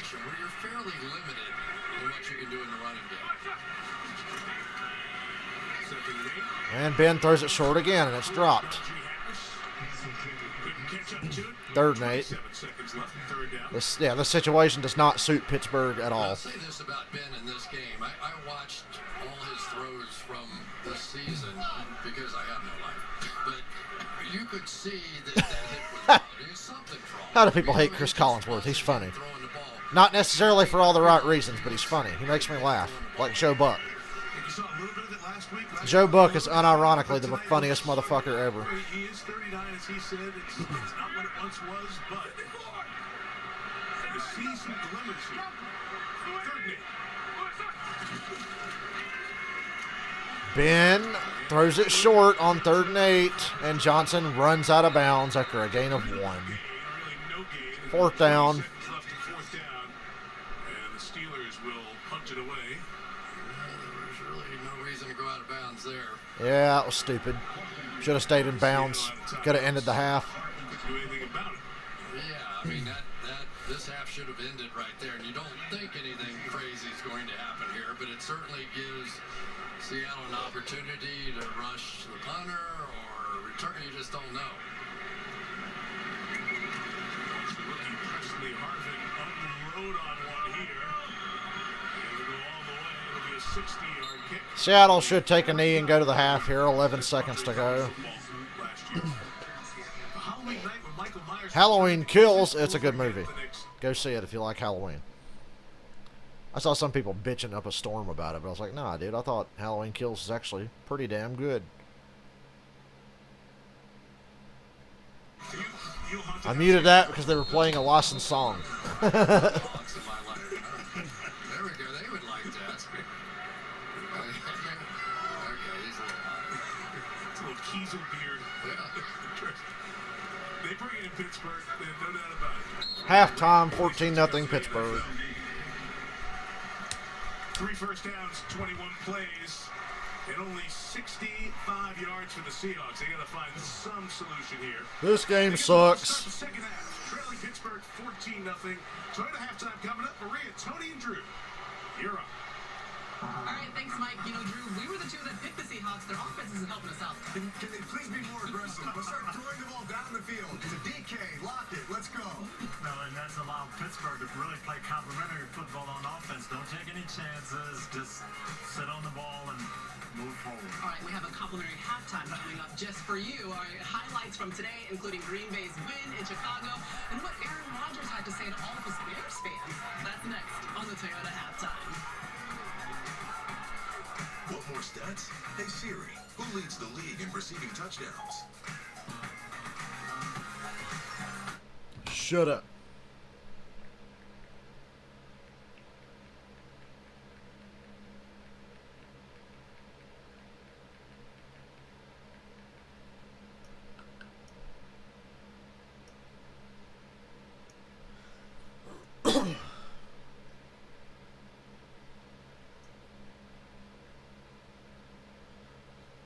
You can come back. I'll still be here. Well, unfortunately, I'll still be here. This game's fucking boring.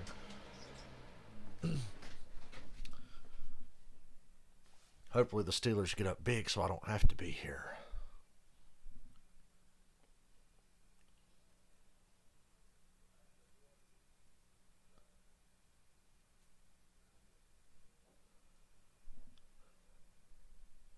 Saw Kevin Harvick had some more smart-ass things to say about Chase Elliott after the race. Boy, Chase Elliott just has Kevin Harvick all up in his feelings. Fucking cry about it, dude. You haven't won a race. You're not going to win a race this year. And you're not racing for a championship. Fucking cry about it. The Pittsburgh Steelers have a 90% win probability.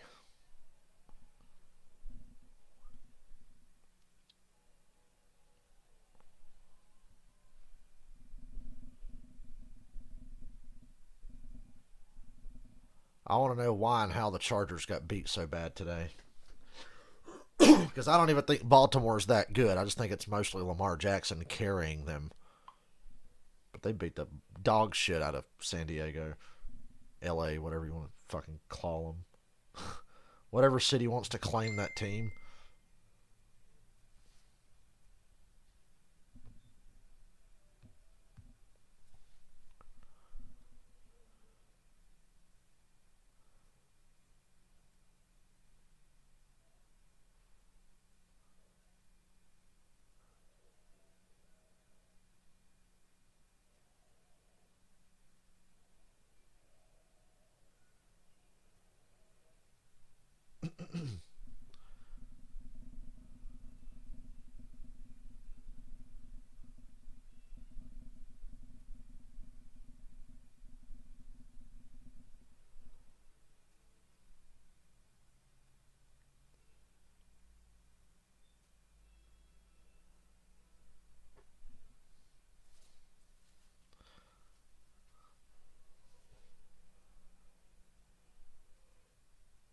Show me some highlights, please. I'm bored and sleepy. There we go. Toyota halftime. Let's go places. Well, it's Big Ben's connection with Najee Harris that put the Steelers on the board first, but now they're up 14-0 on Seattle at home. A lot to be thankful for if you're a Pittsburgh fan. Cowboys have a 3-game lead in the NFC East. Back up on what happened today. Maria, Tony, and Drew Brees, and we'll start right now with the Los Angeles Chargers-Ravens. What happened? AFC matchup, Drew. Thanks for nothing, Justin Herbert. But how about this Ravens defense? Back to their old ways, pressuring the quarterback, getting turnovers, holding that explosive. Kansas City, Washington. I'll watch this one. My homeboy, a little sloppy, but Chiefs win big in the second half. Raiders, Broncos. The Raiders are still a very talented team in turmoil. I hope the Raiders continue to play well. Maybe John Gruden was holding them back. Who knows? Cardinals, Browns. The Browns are fucked. Injuries and injuries and injuries and a big fucking loss. The Browns have completely imploded. And we're only 6 games in. Aaron Rodgers owning the Bears. Nothing new here. Justin Fields, Ohio State Mitch Trubisky is what I started to call him.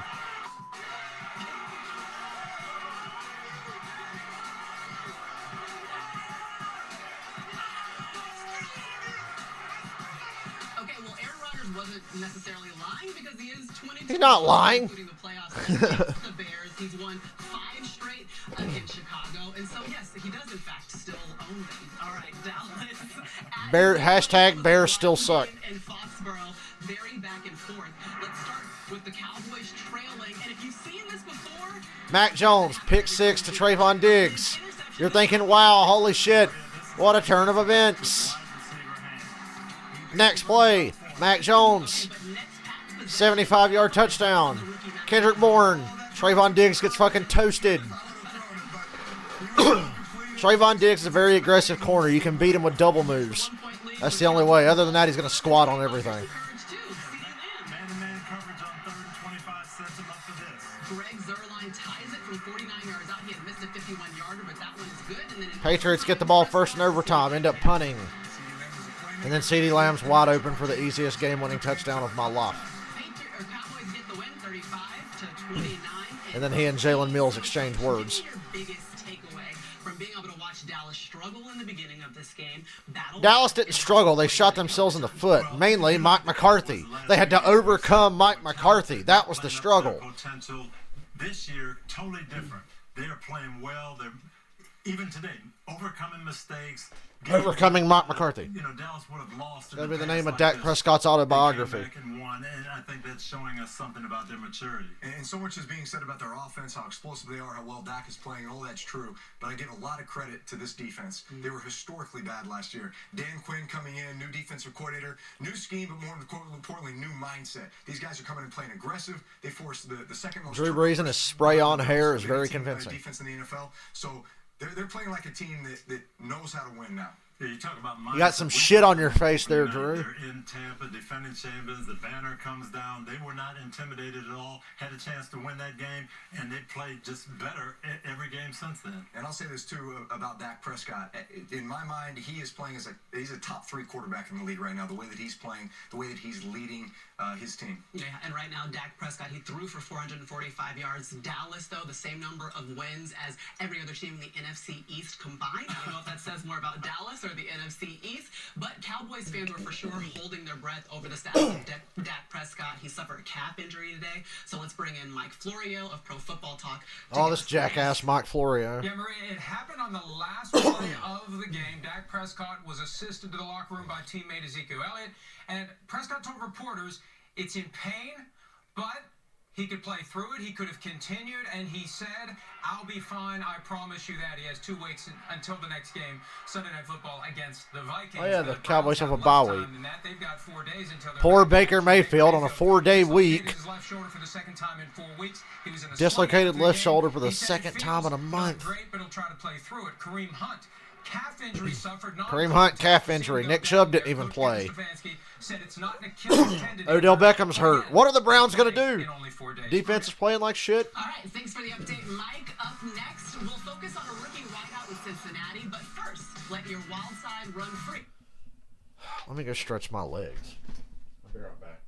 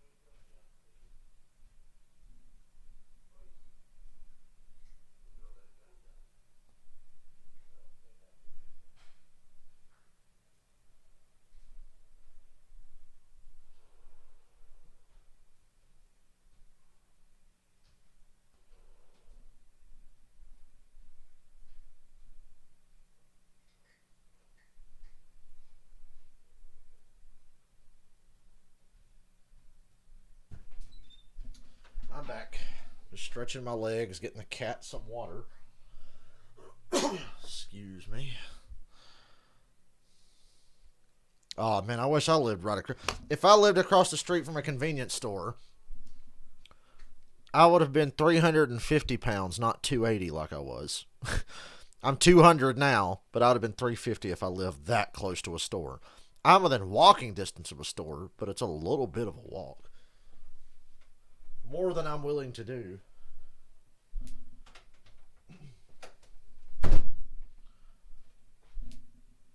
Although now that I think about it, I could go for some fucking Rice Krispie treats or something.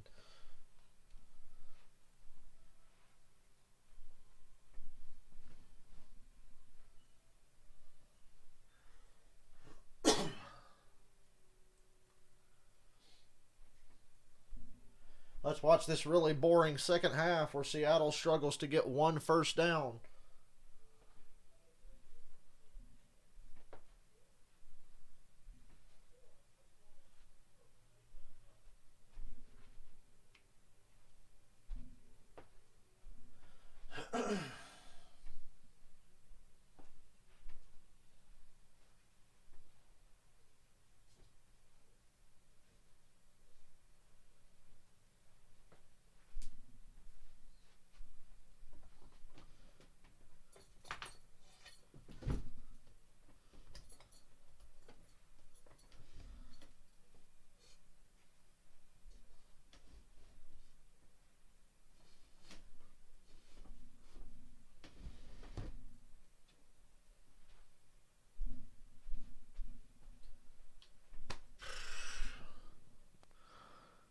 He went for ice cream. Dude, I miss ice cream.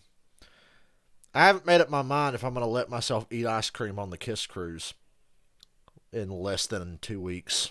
I think they got sugar-free, but I might just have to have a day where I eat a shit ton of ice cream because it's been a long time. And I've been waiting on this cruise for 2 fucking years.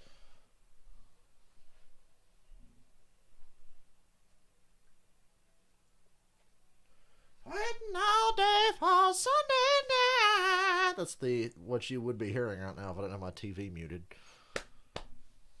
I had a couple of little fried chicken tenders and some homemade macaroni, baked beans, and that was it. That's what I had today. Well, for lunch, I had some bagel bites because my stomach started growling, and I'm like, I'm not going to make it through the day without eating something.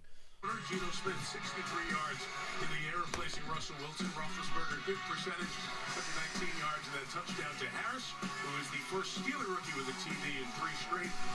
In 4 years since Juju Smith-Schuster did it his rookie season, Derek Ebron having his first tight end in Steelers history with a rushing touchdown. He's got 3 now in his What a distinction. First tight end in Steelers history with a rushing touchdown. Not enough plays, not enough time possession, not enough third down conversions.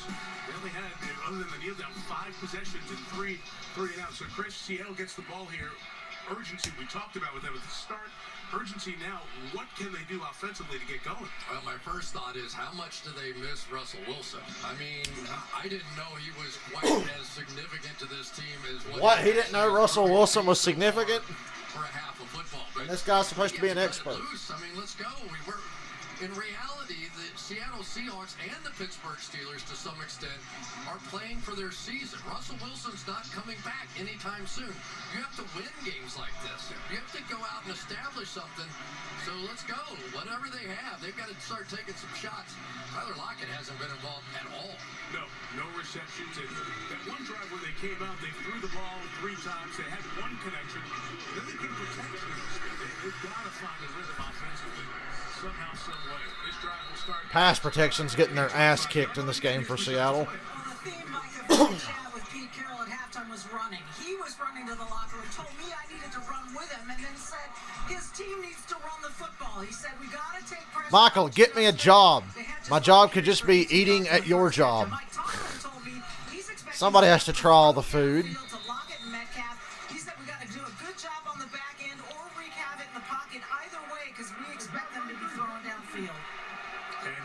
Steps in. She'll always get her steps in. A few more chasing Pete Carroll. Seahawks starters from the 25. They start with a run. And they get about 5 yards. Okay. It's something. In the first half, Chris Carson with that neck injury on injured reserve like after 3 games. Yeah, and if you don't run the football, here's what you get out of Pittsburgh. Their safeties are a million miles off the line of scrimmage. They're basically stopping you up front with those 7 guys. And until you can try and suck them down and get at least one safety.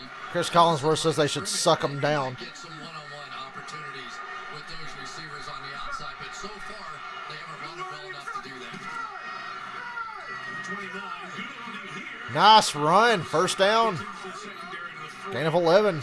Yard line. He must like it in this stadium. Remember back a good game he had with the Ravens against the Steelers in 2017. It's called the duo blocking scheme, right? When you go double team, and you try and push them right back into those linebackers. That's what you're trying to do, and then come off late to get them. That time Seattle did it very well.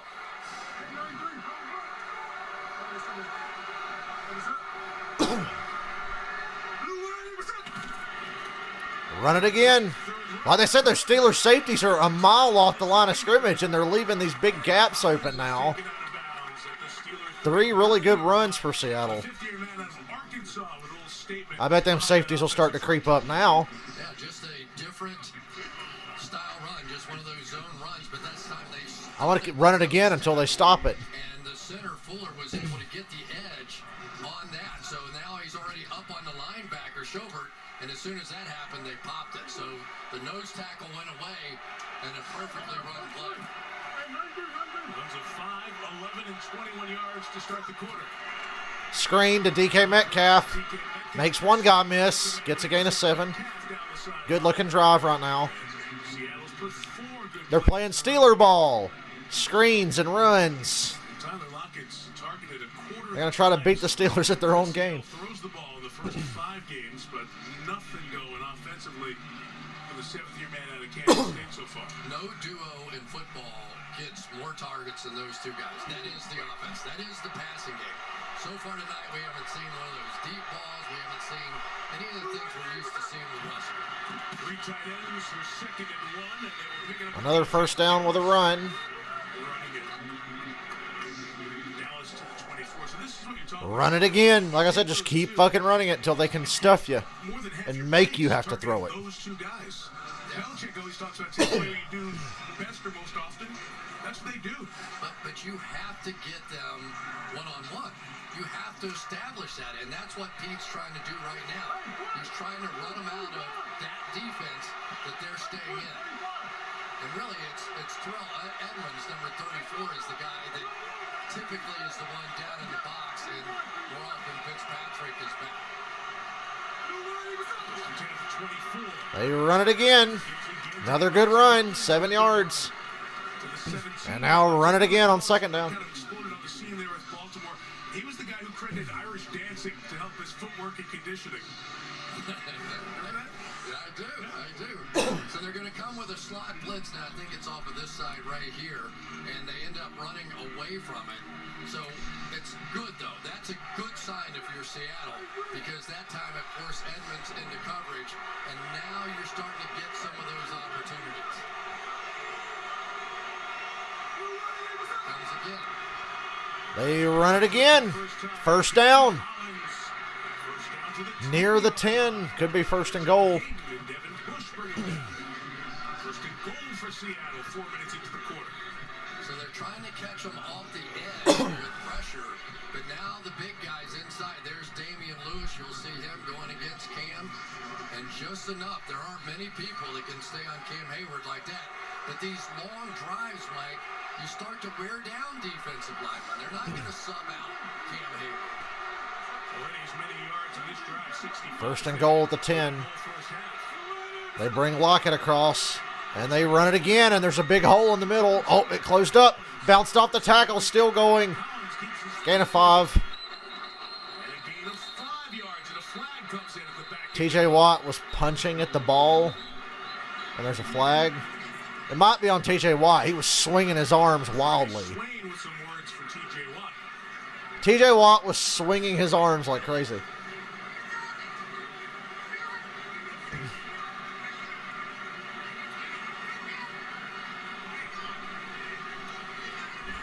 Sean Smith talks with his crew, tells us what's going to happen next. Personal foul. Defense number 90. Damn, he just fucking going to town. So did he punch him as he was trying to punch the ball? He punched him in the stomach. Oh, yeah, that's a cheap shot. He punched him in the stomach and then acted like he was coming over trying to hit the ball. It is. I mean, it looks like somebody's getting assaulted, right? He's trying to punch the football out. Nah, he punched him in the stomach and then he started trying to punch the ball out. Personal foul. Good call. Seattle gets away with a false start. Gains a half yard. Brings him down. And Terry McCall didn't bring it because we saw Peanut Tillman with Chicago for years to find that punching the ball out like that.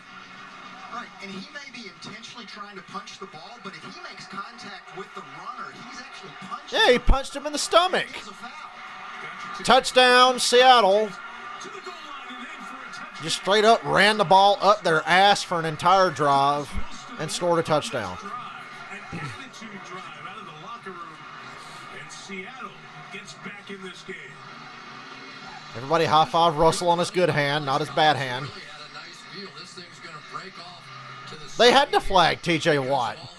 The first punch was not going for the ball. Dove right through there. If you remember Alex Collins, he had 973 yards rushing one year for the Ravens in 2017.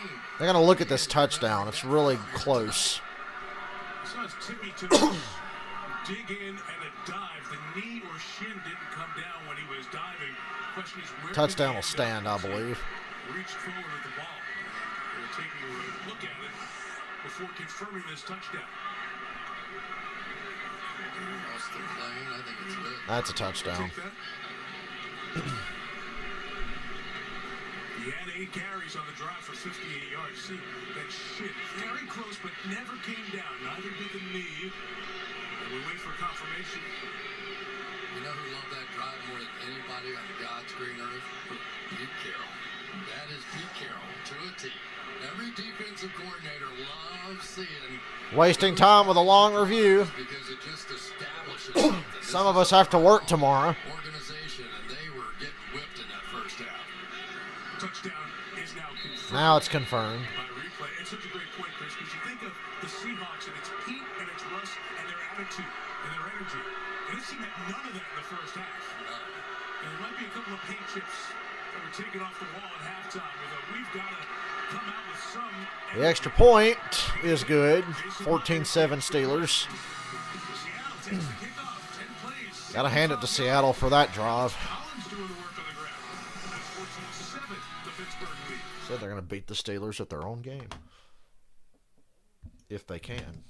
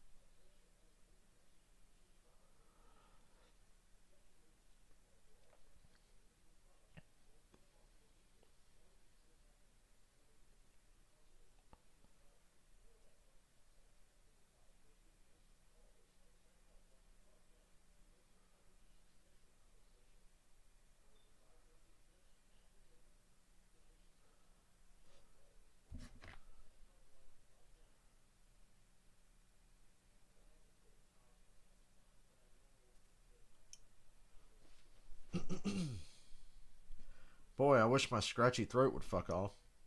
It's because number one, I streamed a race for 4 hours today. Now I'm streaming a football game, and I can't talk properly because of the sore in the front of my mouth, so I have to, like, really put strain on my throat to get the words out. So that's why I'm coughing and my throat's all scratchy. More and more what we have seen, and you couple that with an improving running game, it's clearly not what it still could be, but at least that balance is starting to show up in this offense now for Ben Roethlisberger. 23 attempts, 119 yards in the first half for Ben. Steelers in control of this game on a cool evening in Pittsburgh. It's been unseasonably warm most of October. Low 50s, very rare with the cloud, no return, it's a touchback. So if you go back over Ben's long and terrific career, and when it started, a lot of Ben loading up those deep shots, 10th in NFL history in the average yards per pass attempt, 2004 to 2018. But since then, it's come back. What? Since Big Ben's elbow injury, he's got the second lowest yards per attempt in the NFL? You're kidding. Let's see, he's fat, 39, and has an arm injury. It's just been different. Ben's Go figure. hanging on and let people fall off him and make those big plays the way he used to. How about Antonio Brown? Not around here anymore. A lot of those big plays went to that guy. Not around here, but still around, right? Wide open on the swing pass here. Big gain, 15 yards.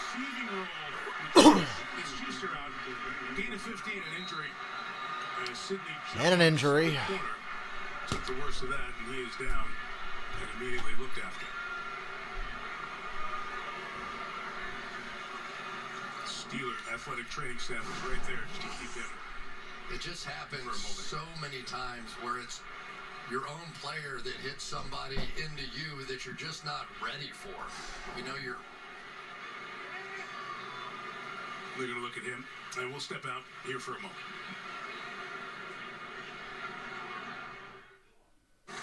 Supermarket sushi, really?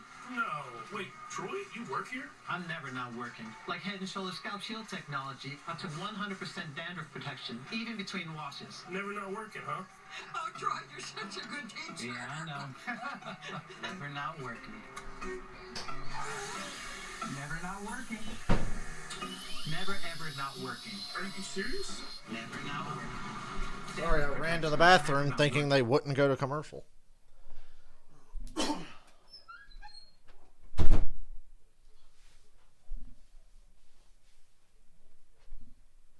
It better not stay this hot in here tonight. It's cold outside. How's it hot in here?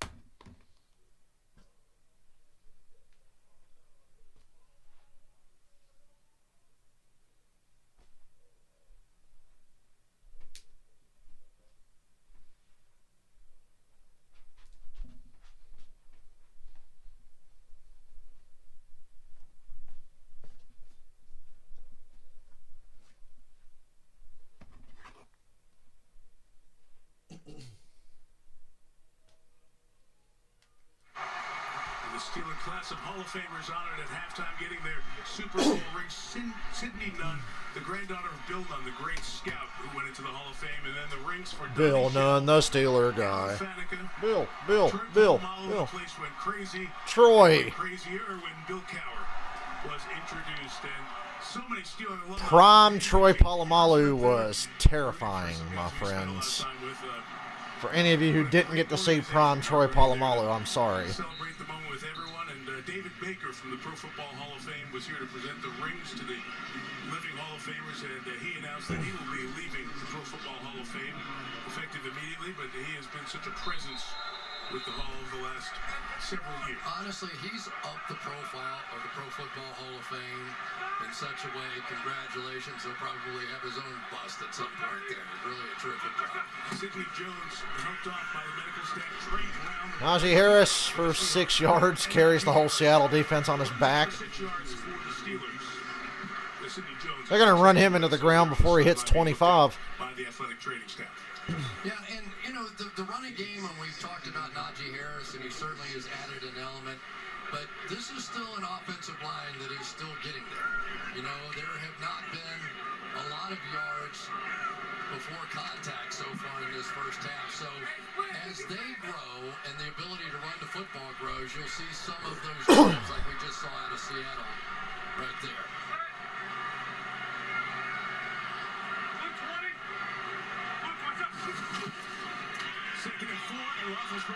Wow, Claypool and Ben were not on the same page.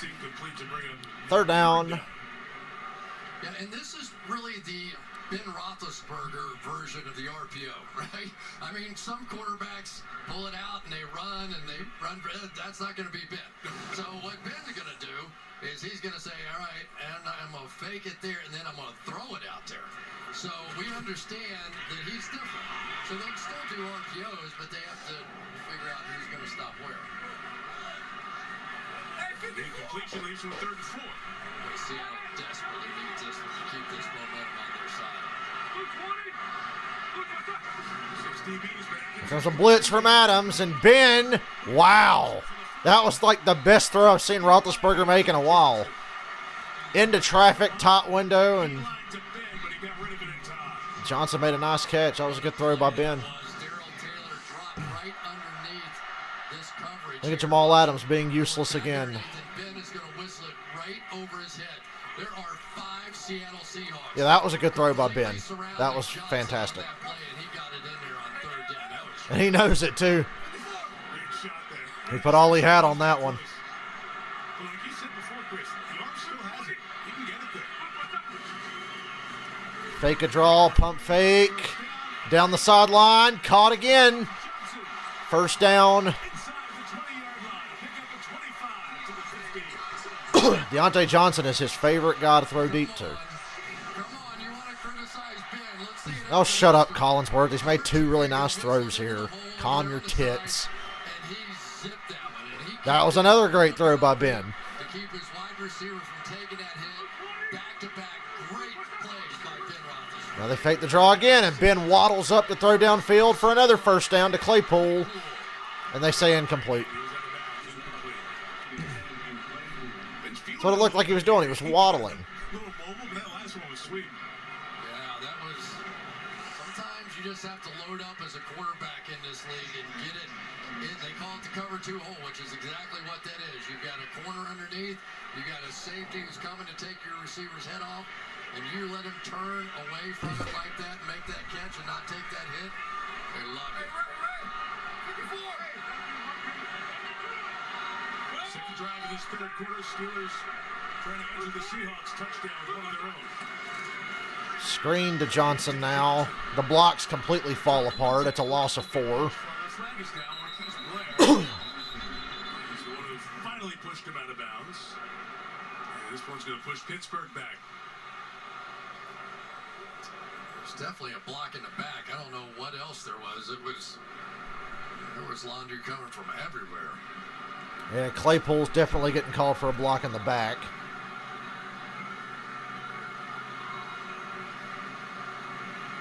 They declined that one, don't you? There's 2 fouls on the play, both by the offense.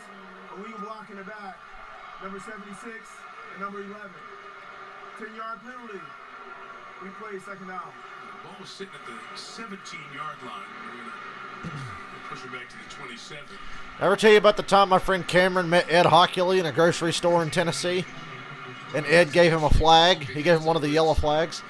Kind of a negative play from an offensive standpoint. Got you to 3rd down. Ed had one of those in his car, and he gave it to Cameron.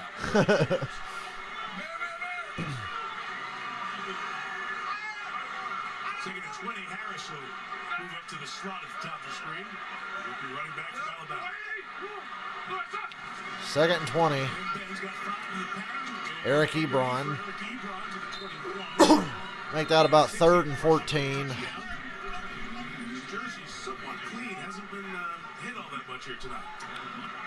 No, that And Big Ben has been well protected tonight.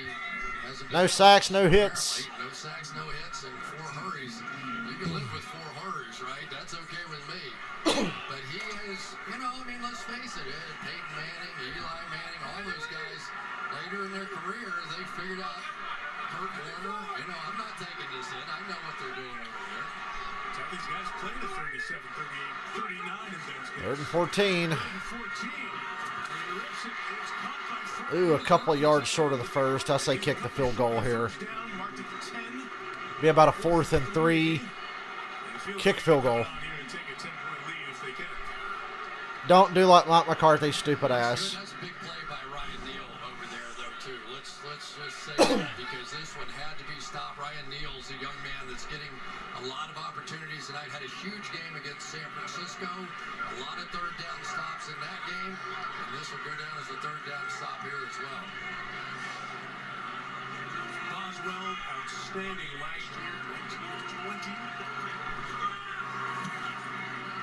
The kick is good. 17-7 Pittsburgh. Field goal and making a 10-point lead. The Allegheny, the Monongahela meet to form the Ohio at the Confluence here in Pittsburgh.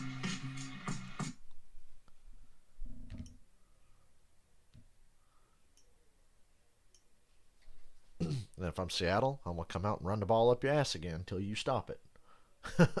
I'm going to do whatever I can to bring those fucking safeties down and try to get somebody open later.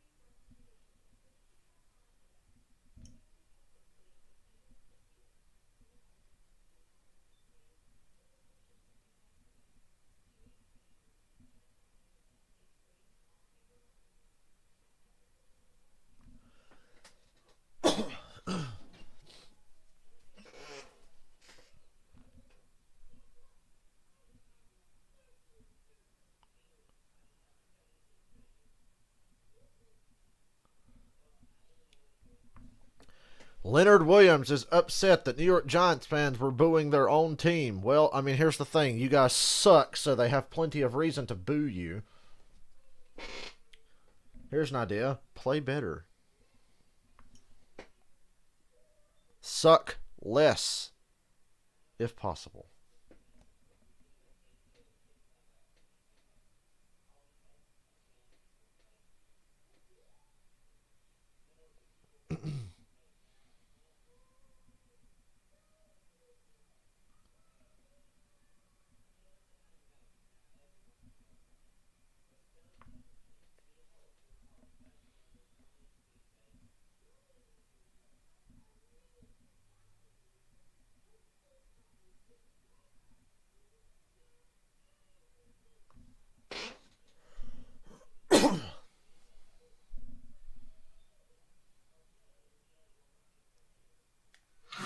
Chart topping superstar Ariana Grande, the new coach on The Voice with Blake and Kelly and John. The Voice with Ariana Grande, Monday and Tuesday right here on NBC. Back here in Pittsburgh, Mike Tirico, Chris Collinsworth, Michelle Tafoya, Heinz Field. That's the Steelers now their 21st season here. Here we go, Steelers, 10-point lead.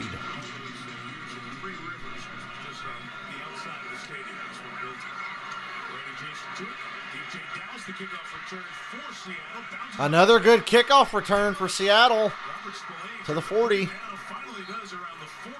Getting close to breaking one. Let's take a look at Walmart Plus 4K Skycam. Maybe the running backs are are going to take over the game for the Seattle Seahawks. You know, when I got my Bubba shirt in the mail, it came with a gift card for $100 worth of wine. Should I do a wine giveaway on my stream? For any of you alcoholics out there? And then the payoff on the outside with Brandon Shell coming back from that ankle injury. Sticking it in. Now let's see how Pittsburgh reacts. They're staying too deep. All the damage on the ground that last drive. Collins That run goes nowhere. Yeah, bit of a wrinkle for the offensive line of the Seahawks. Left guard Damian Lewis went back to get x-rays. He is questionable with a shoulder injury. So Jamarco Jones came in on that play. Also, on the other side of the ball, Sidney Jones has a chest issue and is questionable, Mike. Wow, Larson and Denny would be tied with 4 races to go. 3 races to go. But we need playoffs for an exciting championship battle.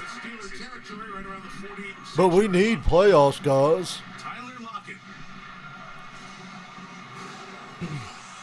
They end up with a little RPO action here, getting it out on the outside. But the nice thing about this one was the Pittsburgh Steelers reacted to the slant. That's the typical RPO read.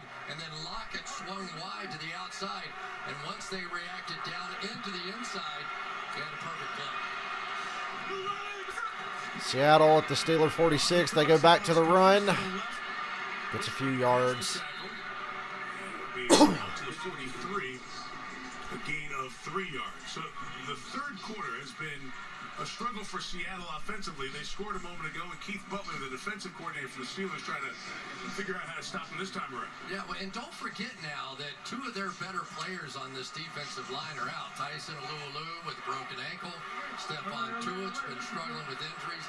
So the depth isn't what it used to be for Pittsburgh if they can continue to run the football like this. Play action now. Geno's looking to go deep. Everett breaks the tackle. Stiff arms another man. He's still going down to the 2. Oh. Damn near got in the end zone.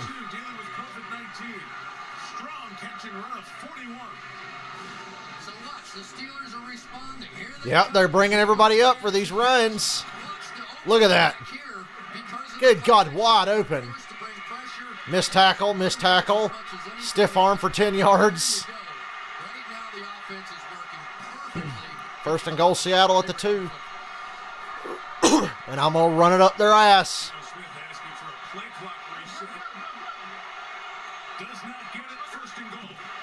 Here's the run. Spin move. Still going. No gain. Could have been a big loss. Yeah, this game might end up being worth it.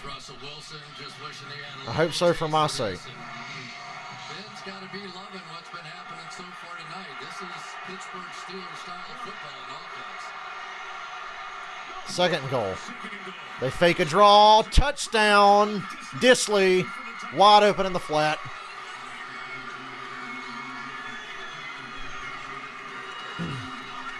We have a football game. There's the familiar Pete Carroll reaction. Woo! There you go. Back in the game. And you've got T.J. Watt, who just could not figure out which person had the ball. Then they throw it out here on the play action. But T.J., he was going trying to blow up that run. Maybe T.J. Watt can go punch somebody who has the ball like he did earlier. Back-to-back tremendous drives where I think Pete Carroll laid down the law and Shane Waldron put together the plan because it is good. A Seahawks chant in Pittsburgh. Steelers fans, how could you allow this? 17-14 Steelers. And I gotta mute the awesome music.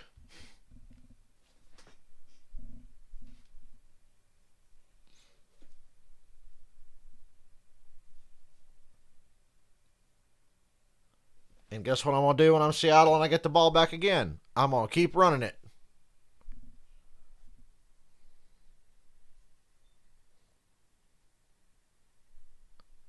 Unless I get stuffed for a loss of 5, I'm going to run it almost every down.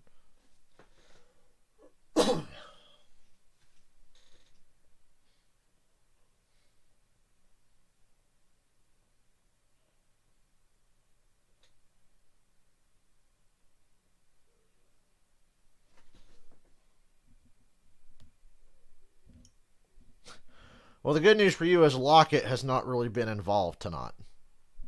Najee Harris, though, he's going to get a lot of touches.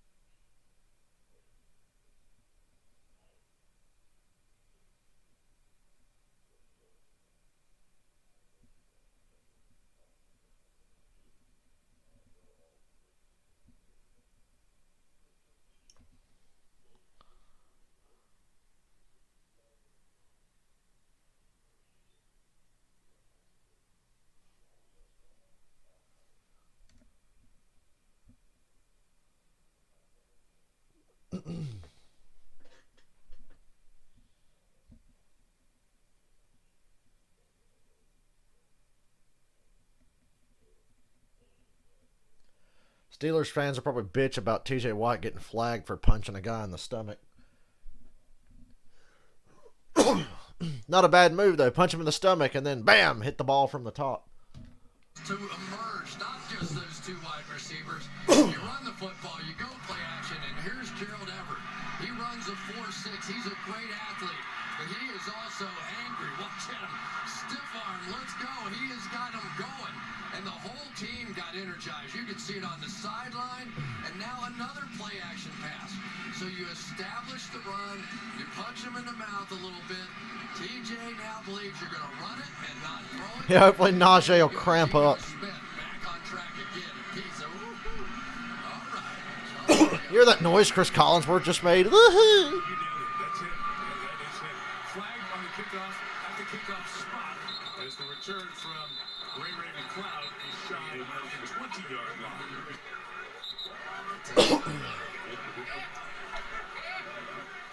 I think they're going to make him kick it again. Kick it from the 30, old school style. Line up. You've got to have similar numbers on each side, but also where you line up formation to get going. Kicking team number 52 left early. 5-yard penalty will be added to the end of the run. First down. Mike Tomlin standing out there on the field. Ben Roethlisberger's talking to Sean Smith now. All the way at the bottom of your screen there.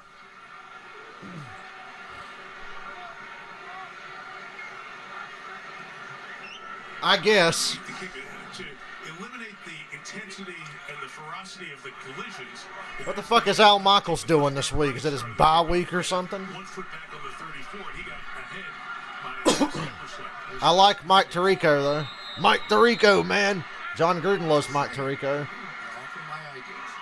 Competition committee and Chris Collinsworth both have the same initials. Draw to Najee Harris. Tackle for a loss. There you go, Robert. Najee Harris with the carry, and Seattle's defense inspired a bit by their Loss of 2. It's a heck of a play right there by Kerry Hyder, I think it was, coming flying through on the edge.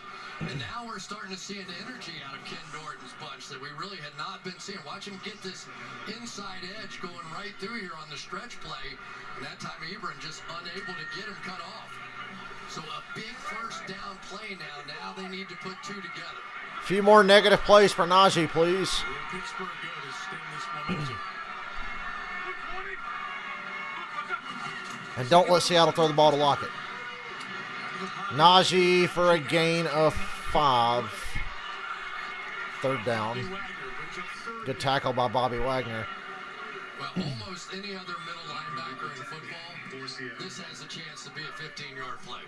You put Bobby Wagner in there, he's not going to miss a tackle, and he's not going to be beaten by somebody because they're a better athlete. Bobby Wagner will be in the Hall of Fame because he can do exactly what you just saw on that play. Always among the top tacklers in the league. 120, 130, whatever the number. Incredible consistency. 37. Down on 3rd and 7. Oh, good defense. That should have been a layup to Claypool, but Reed knocked it away. breaks up their offense with a 3 and out. 3 and out, and the Seahawks are only down by 3. Here's Darrell Taylor. Watch him go right around.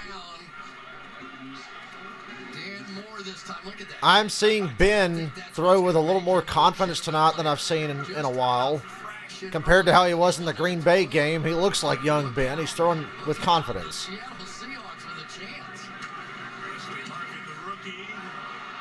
And it's a bad punt. Seattle's going to get the ball across the 40. Sometimes it's a foul ball or two, and that is one of those. Seattle's going to take over right around the 40-yard line. Unfortunately, Robert, I don't think we've seen the last of Lockett today.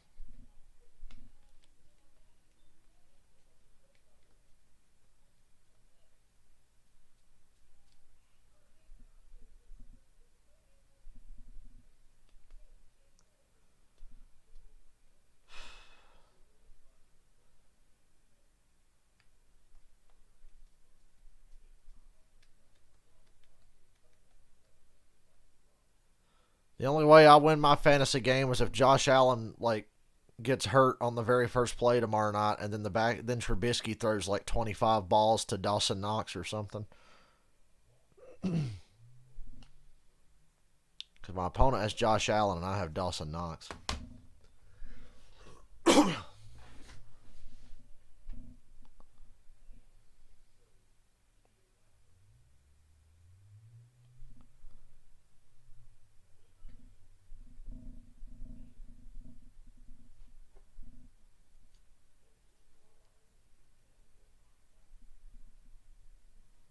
The Steelers' win probability has shrunk to 59.2%.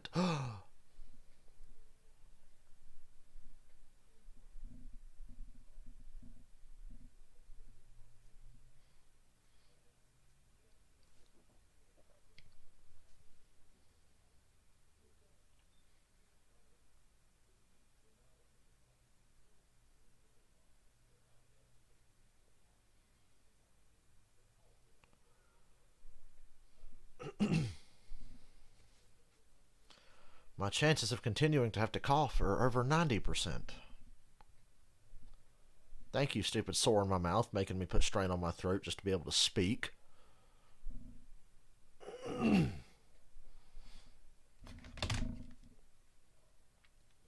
But I streamed anyway today. And I do it for you people. And out of habit.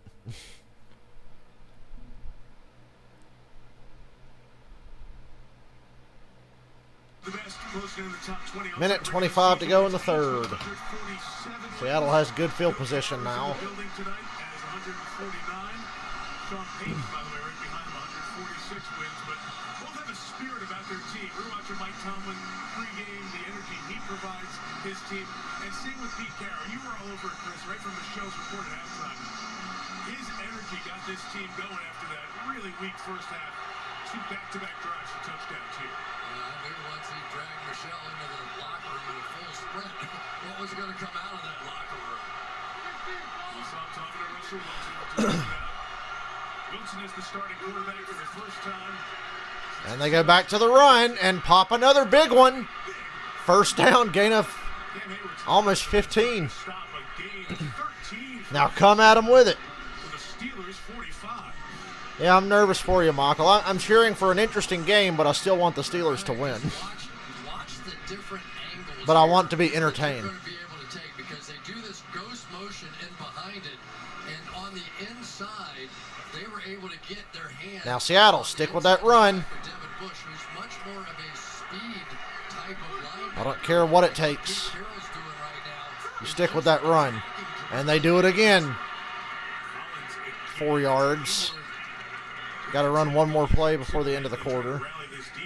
Collins has more rushing yards in this quarter than the Seahawks did in the whole first half. The one-handed monster, this guy, Cam Hayward, one more time. This time it's his right arm. Watch it. He's going to find his blocker. I'm going to hold you right there and go take care of that guy. He does as much with one arm as anybody I've seen in the league.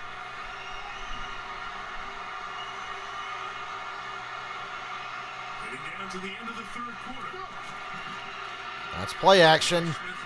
Gino missed Lockett low. That's a break for you, Robert. Is incomplete. Pressure made Gino throw it low.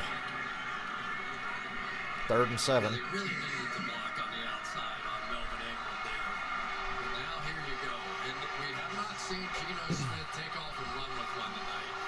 You know, this may be, you're going to get something exotic. And boy, you could sure use a big play here by one of your big play receivers. They got one-on-one on the outside here to James Pierre, who gave up a big play with DK Metcalf.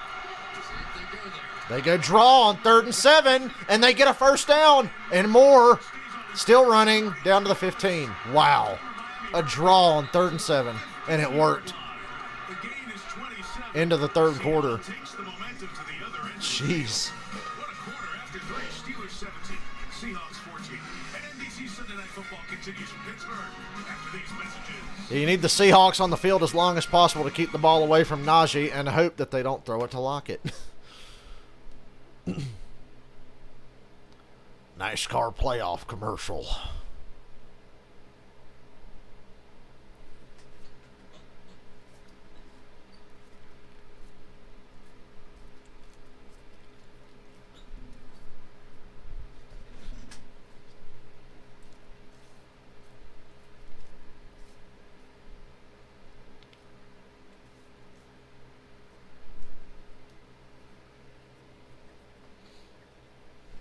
Got to stand up. My knees. I didn't get to ride my bike today, and I won't get to after the game because I got to go to bed for work tomorrow. So that's disappointing.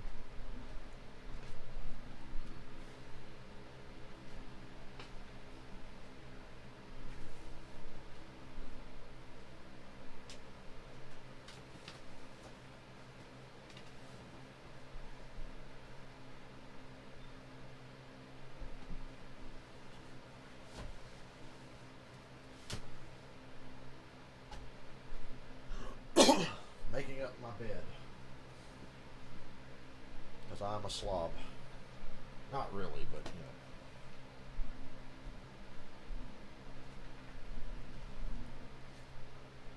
know. I never could figure out why my mom used to scream at me about making up my bed. Is that something worth screaming at a child about?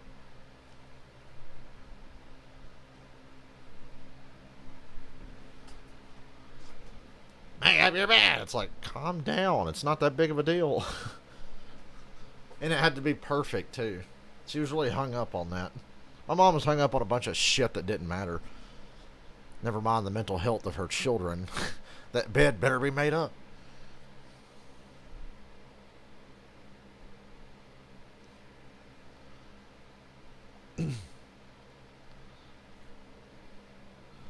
Top of each of these respective divisions. Look at your division standings to the right of the screen here on my screen. But playoff perennials the last decade, they can't fall too far back. I know there's an extra game. I know we're about a third of the way through. But 2 and 4 is 4 games out of first is a big hole for Seattle.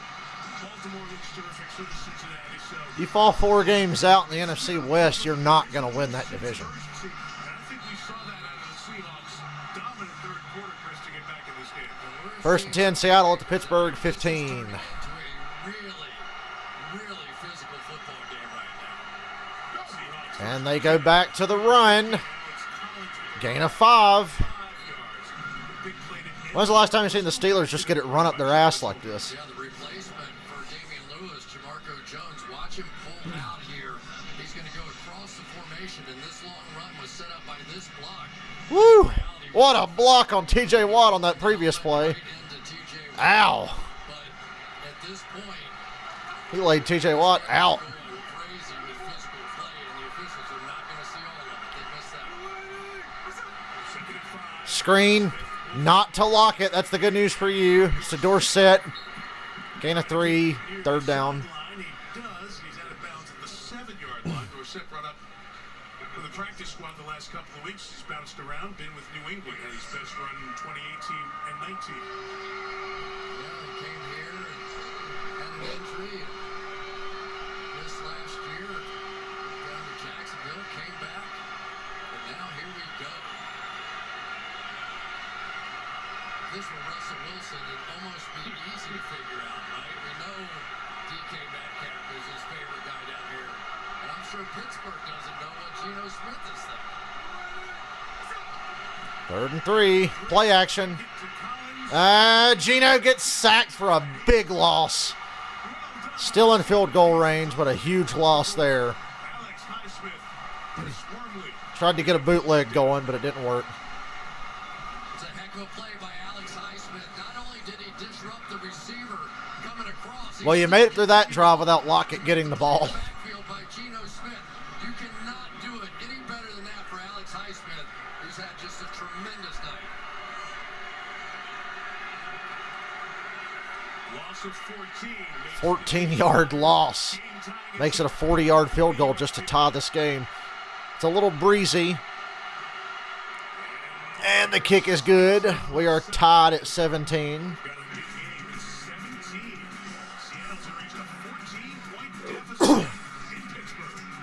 They were down 14-0 at the half. Now we're all tied at 17.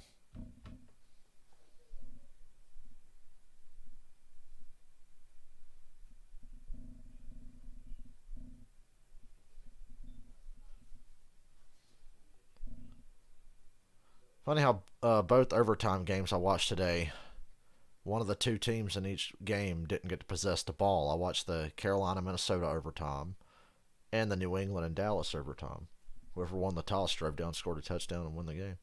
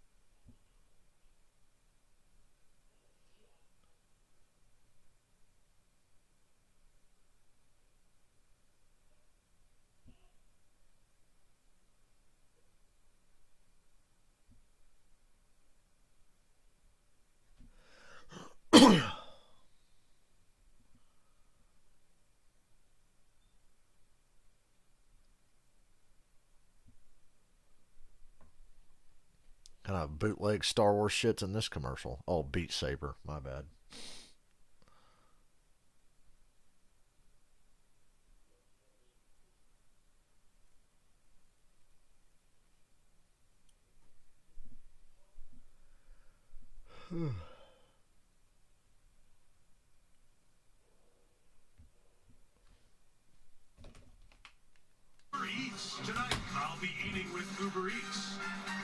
Tonight, you'll be paying $50 for $10 worth of food with Uber Eats. Actually, I don't know. Oh, wait, Michael. Yeah, you're right. The Patriots did get the ball. Well, they punted, so it happened fast. So I forgot. And I watched that fucking game. Durr.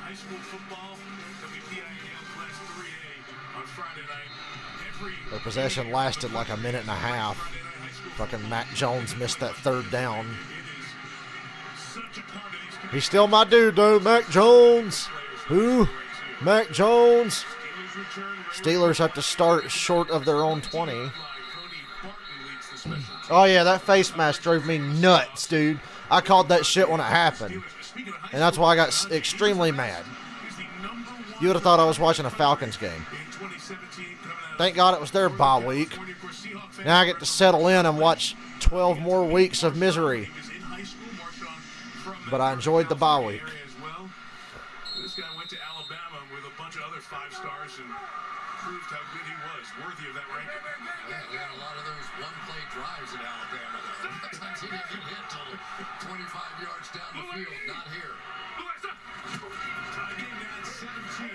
Big run from Najee Harris. Gain of 10.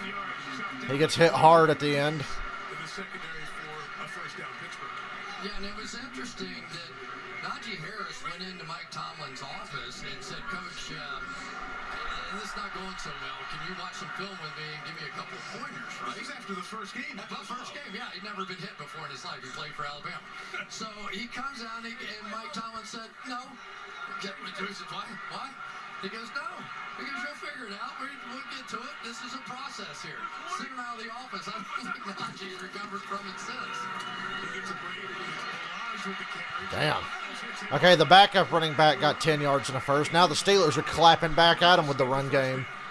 It's not Balaj. often we see running backs taking over the game, but so far tonight, these running backs are just running like their life depends on it. Neither of these teams are confident in their ability to throw the ball, given quarterback situations. So it's all runs. It really is. You're right, though. A different flavor of the game. Such a good point. 37. Now Ben fakes it. Oh, he got stripped. He got stripped. No, that's a fumble. That's a fumble, dude. They're going to say that's incomplete. He doesn't fumble many of these, but I do think it was the motion of the arm that got the ball out. Tuck roll. Terry McCauley. I'd call that a fumble, but When the nose of the ball gets straight down like it does here, and then he loses it, that's a fumble. that's a fumble. Seattle should challenge. Challenge. I believe they should. I said that the moment he did that, that was a fucking fumble. Yes, he's bringing the ball back to his body. The tuck rule does not exist anymore. That's a fumble. Once the point goes straight down, And there's a clear recovery by Seattle. You're no longer passing the ball. Big Ben fumbled, and it was clearly recovered by Seattle. Mike Tomlin's on your side. Conversation with Sean Smith here. Plus, we have to have a clear recovery. There is a clear recovery. Hyder was down there for Pittsburgh, 51.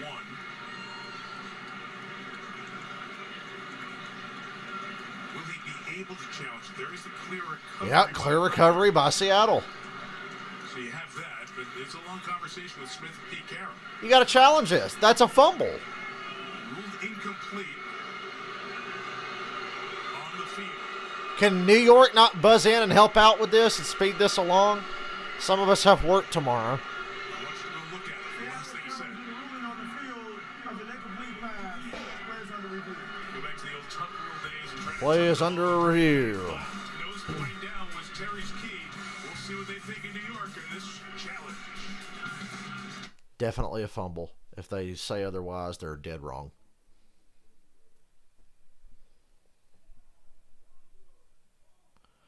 I don't know. Robert Ben is still going to try to throw the ball to Najee as much as possible. That's his little safety net. He's worse than Brady about that shit now.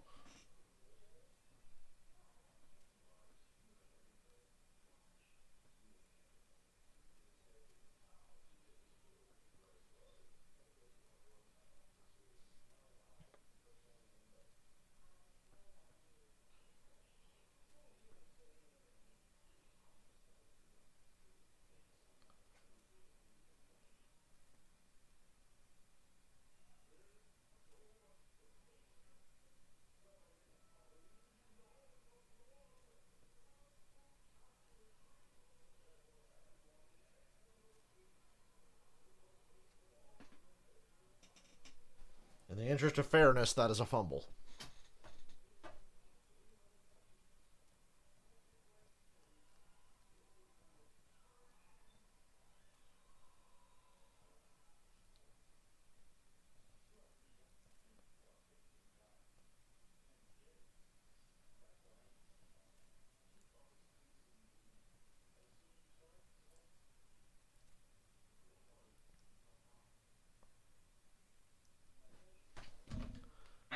Cue the Law and Order music. There was like a year on NBC games where whenever there was a challenge, they'd play the Law and Order music.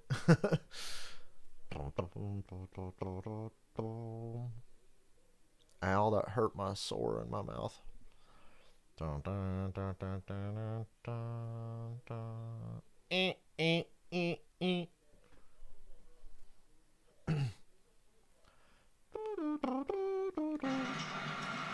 All right, last last 30 seconds you've been watching as the replay review continues with the NFL. They're not going to overturn it.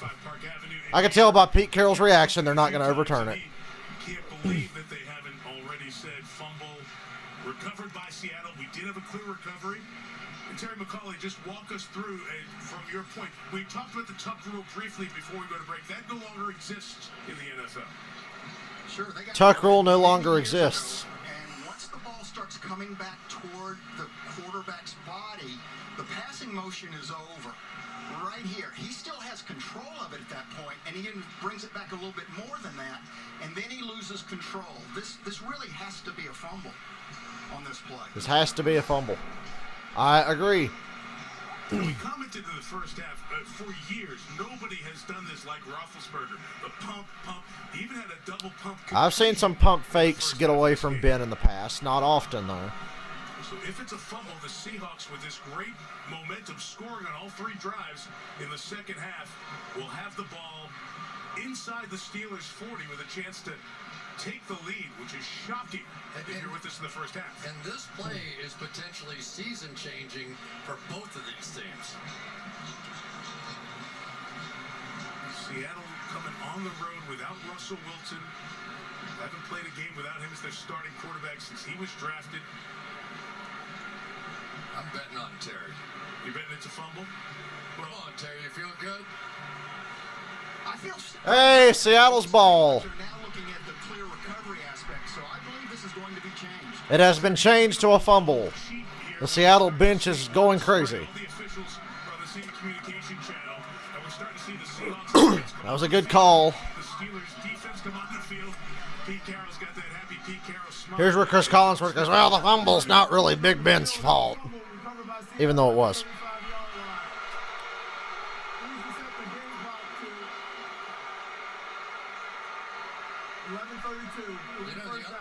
other part of this, Mike, was it looked like Mike Tomlin was peeking around the corner looking at that the whole time.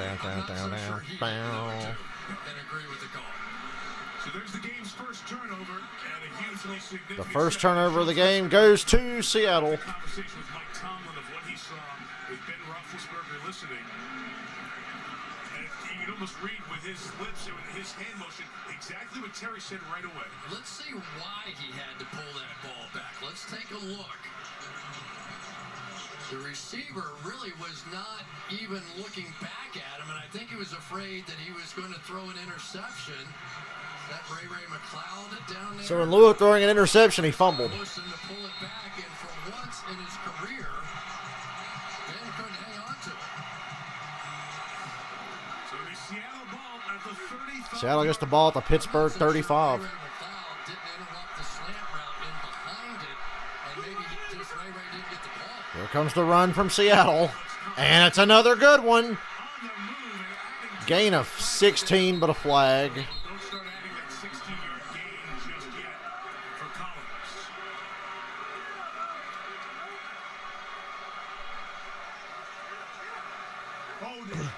Yeah, it's a hold on Seattle. That's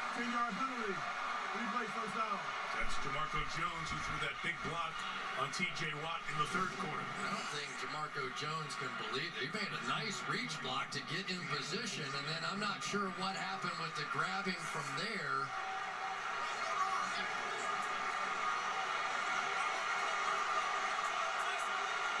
As Hayward goes down, does it look like it? Official. Doesn't look like it. Terry? They begrudgingly overturned that last play to a fumble and then stick a holding penalty on Seattle there to make up for it. Seattle goes back to the run again. 10 yards. One story with the Seattle offensive line really coming out of the locker room in the second half. Oh my God, I don't know what This game is going to last all fucking night now because of the long-ass review. This duo blocking scheme, they're just getting on double teams, and I think Pittsburgh's the team that's getting tired now. I think they're wearing down. The time of possession has just flipped from the first half.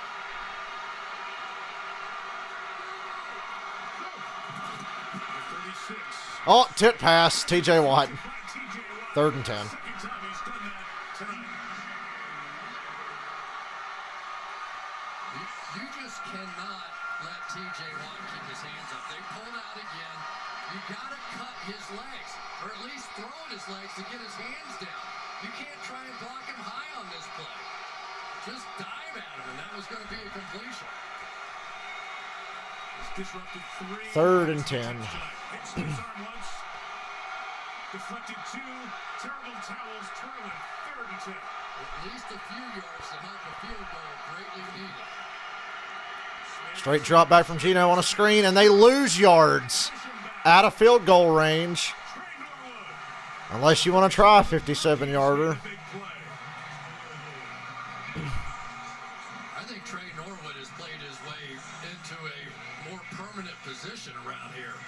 He has been sensational on 3rd down. That has been clutch all night long. Trey Norwood, nicely done. And Myers, whose season long was 53, with that loss of 4, it would have been a 58-yard attempt. They're going to punt. No decision to be made, and Michael Dixon will punt it away. And they survived the fumble. Still tied at 17. It bounces to the end zone for a touchback. Steelers get the ball at the 20. Lame. Our aerial coverage. I wanted chaos. Maybe we'll still get it.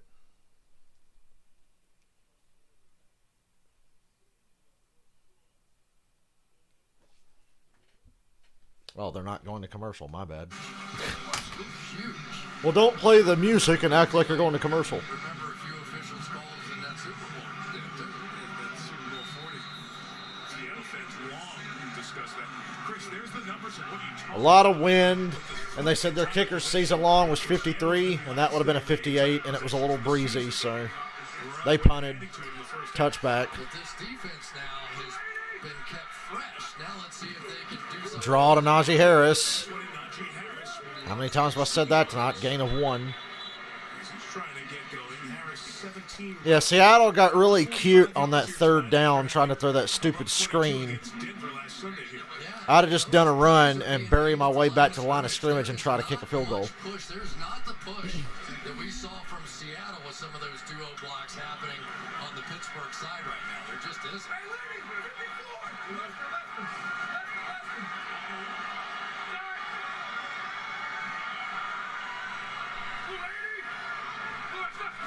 I bet he throws it to Najee. Nope. He goes to Chase Claypool, who breaks off a tackle. 1st down. Ow, my mouth hurts.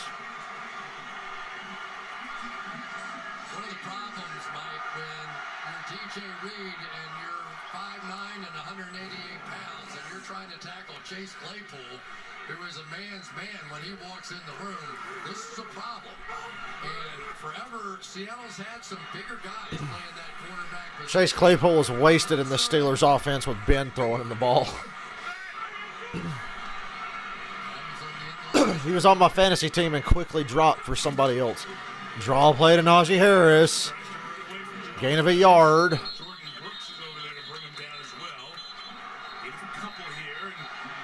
Every play is going to the whistle and just a hair beyond. There are 2 teams who don't even have a Steeler injured here. And it is their left tackle, the rookie out of Texas A&M, Dan Moore Jr. Lineman down for Pittsburgh. John Norwick and the athletic training staff out to look at him. And they love that guy right there. 4th round pick. And they think he's going to be something special. They're about to get Zach Banner back. But he's not active for this one. He's back on the roster, but not ready.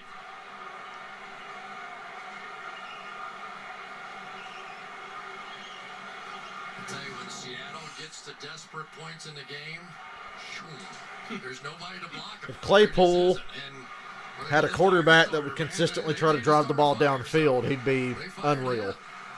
We already know he's really good. That's what Pete Carroll called him as Moore comes off and with the athletic training staff. So Jamal Adams is one of those guys who's a juice guy. Pete loves that, loves how it feeds the team. There's the veteran Joe Haig, who's in Indianapolis with Tampa Bay.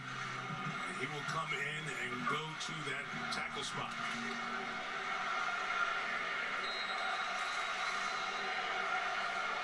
About time for a little play Renegade around here. Yeah, where's Renegade? Hypes up the crowd as they're at fire starters. These fans are so Yeah, you lose points if you fumble. message boards that tell them to start chanting, start supporting their team. Second and 9. Seattle's flipping it. 2 deep safeties back now. Ben on the run. Hurls it across the middle. Dropped by Deontay Johnson. 3rd and 9. Runner's going to come up with the catch, but he couldn't, and it's 3rd down. I don't think Deontay Johnson has dropped the ball this year. And perhaps the biggest moment of the season, he lets one get away from him. He has really worked at his ball skills. Had a chance, comes back. Not an easy catch, but a catchable ball. Yeah, it was low, but he could have made that catch. And Ben said, "Oh, no." 3rd and 9, and Najee Harris is not in the game. That's good for you. Ben goes deep up the sideline and misses. He had Claypool. Claypool had a step. The Seahawks will get the ball back. 4th down. We're still tied at 17. Now Seattle gets the ball back. That one really should have hit. Yep, he had Claypool. 2 plays in a row, big pass plays they should have made. There was plenty of room to hit Claypool in that one, and they just missed Now it. the big boy punter comes back into the game. This week, Harvard rookie better kick last time. This one a much better kick. When we got to the Lockett on the return gets tackled immediately. to get it, and he is brought down after the Lockett, who has been a non-factor tonight. Lockett with the tackle. So Russell Wilson not here tonight. The streak stopping for Russ at 149 consecutive regular season starts. Second longest to start a career. Was the longest active streak. Then have a long Stop playing Lawson's music. We get it. They're from Seattle. Grunge, Alice in Chains. Great band, but stop playing the music. Smith.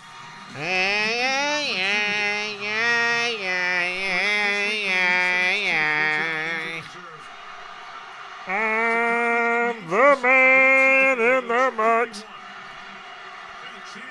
TJ Watt killed that run. Loss of a yard. Rolls around to get him. Ball was fumbled by Collins. You saw that beanbag thrown in. He got back on it. Yeah, they switched to a 5-man line here, and they are going to bring some horses off the edge and put TJ. So 1, 2, 3, 4, 5 across there. No longer they're going to play those 2 deep safeties in the back. It's like, you may beat us, Geno Smith, throwing the ball. No more gifts in the running game. Past halfway in this 4th quarter.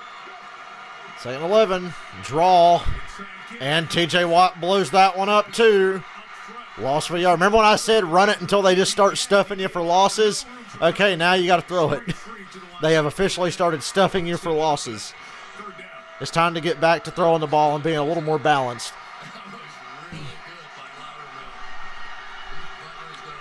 They did what I said. This is my former team. Now they're on a 3rd and 12. Butler was a Seattle Seahawks. He wants this one. And this is where the defense gets crazy. You see DBs all over the field. Safeties will be flying. This is a bad situation. I could see an interception happen here with all these DBs. Geno throwing the ball. He fakes the screen. Throws the screen the other way. They've got some blocks, but they're stopped. Gain of 6, 4th down. Steelers will get the ball back. Clock's ticking under 6 minutes now, and we're still tied.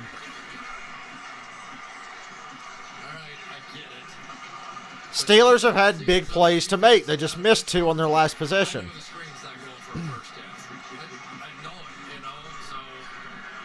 TJ Watt's had a hell of a game. 3 blocked passes and a couple of tackles for losses now. Dixon kicks to Ray McCloud. He gets his best of the night. Good punt. Wow. Took it back to the 13. McCloud Coverage nowhere in sight, though, so the Steelers get a decent return out of it to the 25. 5:19 to go.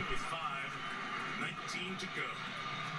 Next Sunday night, now Colts 49ers. Oh, my God. Can we flex out of that? in the win column, Nick I guess I won't be streaming next Sunday night. in Santa Clara. Football Idol starts at 7 Eastern and Because Colts Niners, that's not worth streaming. Probably not worth streaming.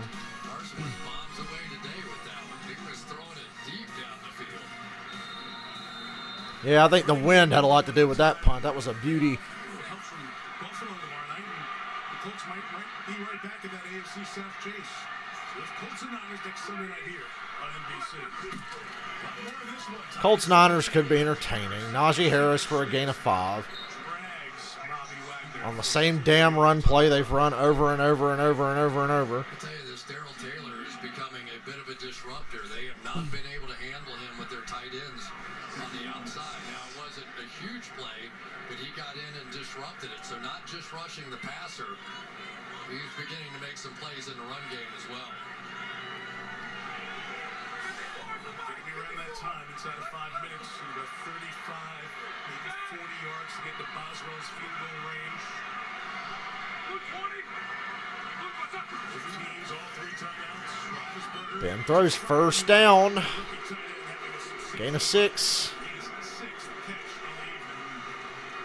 Steelers avoid the 3 and out.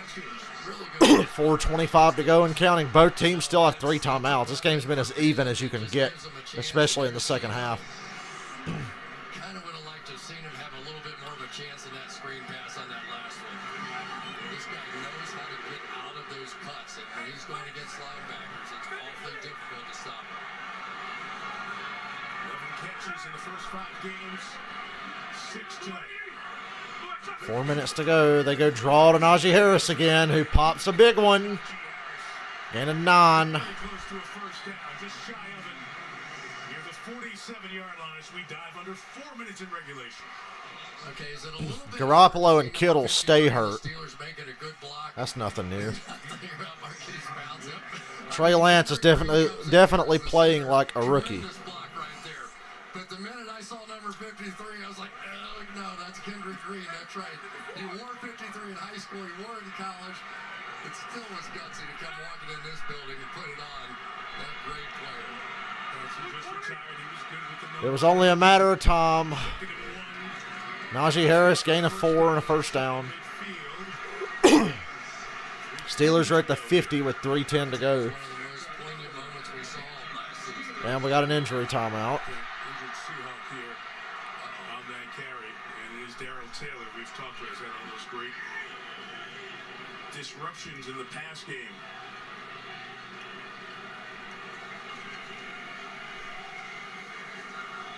Russell Wilson's cast makes it look like he's permanently giving you the finger. We're talking about Marquise Pouncey, and the end of last year, this is when they got beat by the Browns in a playoff game. Look at the sad music for when the Steelers got smoked by the Browns. He knew that was going to be it, and for Ben, he said, I felt like I was going to talk him out of it. I really did. And then his brother Mike retired, and he knew that was that. And for Ben Roethlisberger, one of the toughest things for him in his decision to come back was that he loved that offensive line. Those guys, basically, it was like starting over for him. And as Ben said, there was much closer to the age of some of these coaches, and I did not like to see that. Damn, this looks bad here, this injury. Checks with Taylor. See if we can see what happened on the play. Just had a pile of bodies fall on him. Engaged the block with the guard, Trey Turner. And got banged and twisted. And the Seahawks athletic training staff going through all the procedures and protocols.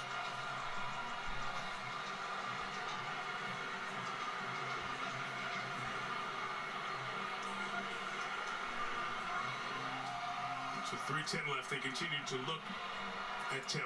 We'll step out for a minute. Another lengthy delay here.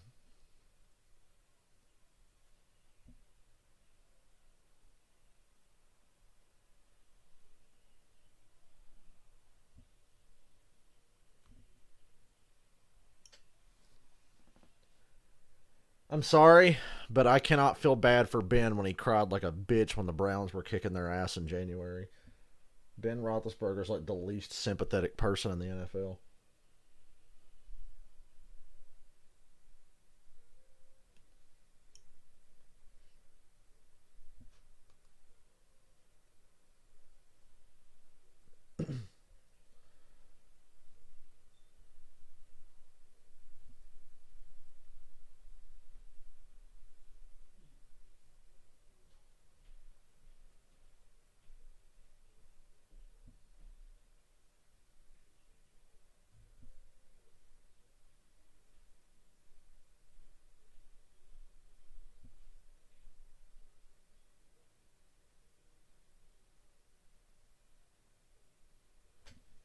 Saw a thing on Twitter. It said, as long as winners of NASCAR races don't complain about the package, it'll never change. Drivers who complain about lack of driver input will get brushed off and mocked and said, oh, you're just upset because you're losing. A winner needs to get out and say, this sucks. And then Matt Weaver said, Kyle Busch won an entire championship in 2019 dunking on this aero package on a bi-weekly basis.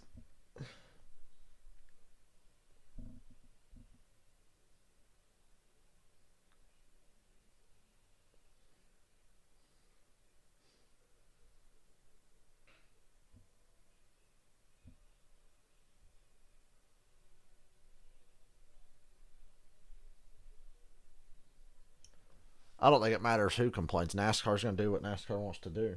They don't care what anybody else thinks. Fans, drivers, otherwise, they don't care. There's such a fucking disconnect. Oh, God, Patriots play the Jets. Well, good. They'll bounce back.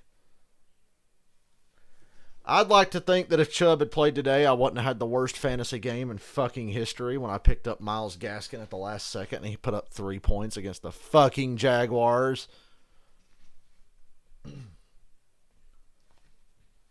Gaskin will be off my team by Tuesday. Next week I'll get, hopefully get, well, no, Chubb won't play because the game's on Thursday. He'll probably still be out. At least I'll get Cordell Patterson back.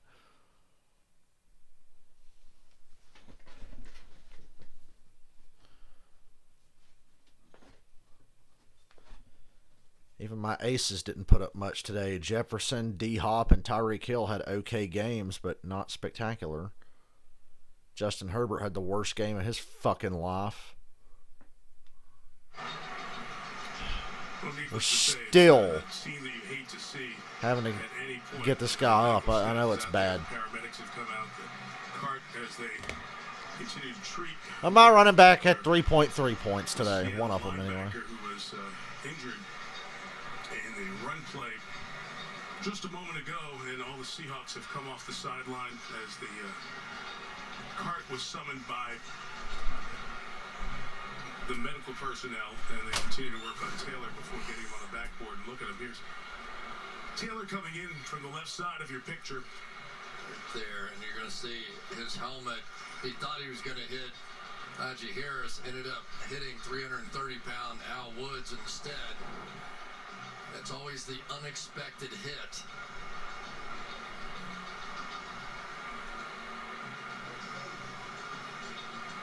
They were holding his head in place, which immediately happens with a neck injury with the athletic training staff, and then several members of the medical team continuing to work on him. And they brought the cart out and continued medical attention. All the Seahawks players came out, Mike Tomlin, and the Steelers also, all off of their sideline, and all the players and all the personnel are out there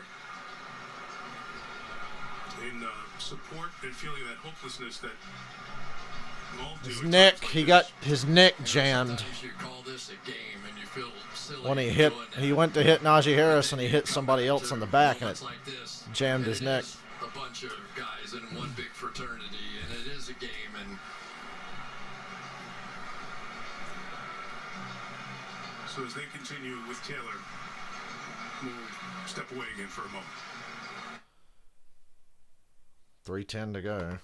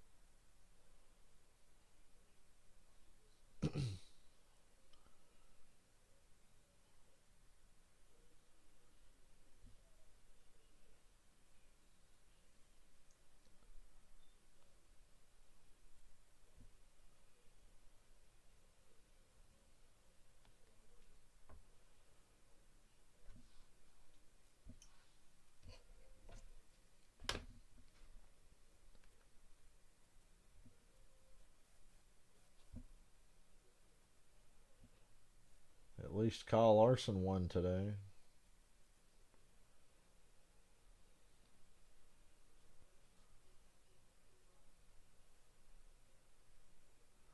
Boy, how stupid is every Cup car going to look next year with the numbers slid forward? That is like the most unnecessary change I've ever seen in my life. We have seen early on in the injury process, in the assessment of his injury, move his legs, and then we saw him talking to the medical staff around him as they immobilized him to the maximum level, taking the face mask off, taping his helmet down to that backboard as they lifted him onto that. And the concerned look from Seahawks teammates and opponents on the Seattle side give you a full sense of the level of concern for. Yeah, this is bad, man. Had a good year after missing all of last year. He was drafted back in 2020 and had leg surgery. And they got to shrug this off and play 3 more minutes. Try to win this game. End of last year. They've got him rolling finally. And now will be certainly looked at the Level 1 Trauma Center, the hospital nearby, which is always activated for NFL games. Specialists in all medical fields are on hand during the games. And you see the Steelers head athletic trainer John Norwig there. Anytime it's a road team player that gets hurt, the home team medical staff is always so helpful because they know the doctors in the area of how to get the best care and concern for the players immediately.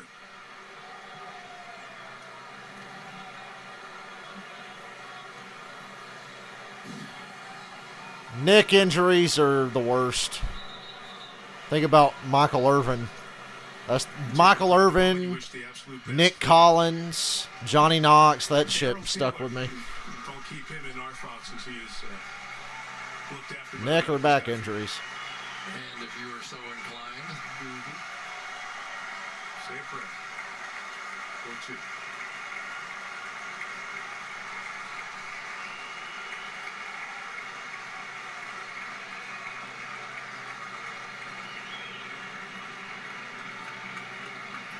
no group of fans loves football more than this bunch, nor respects the game. Right? They get it. Well, they'd be cheering if it was a Bengals player. And believe me, this is the protocol. Yes. So they're going to take every precaution.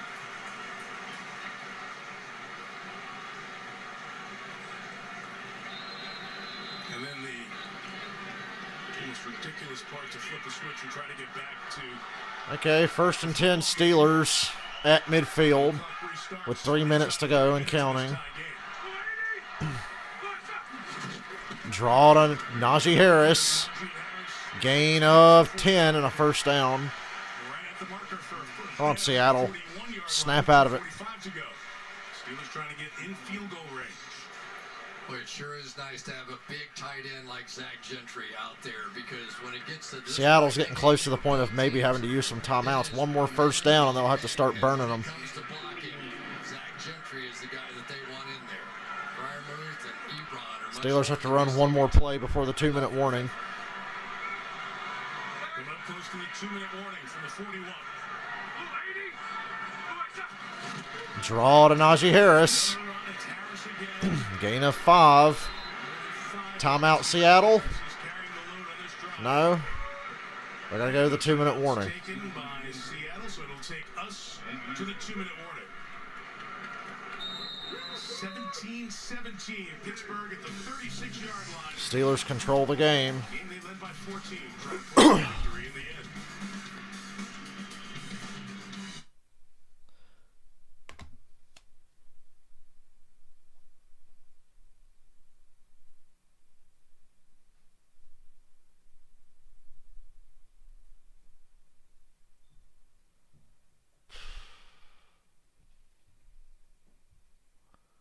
When are the Seahawks going to start blitzing?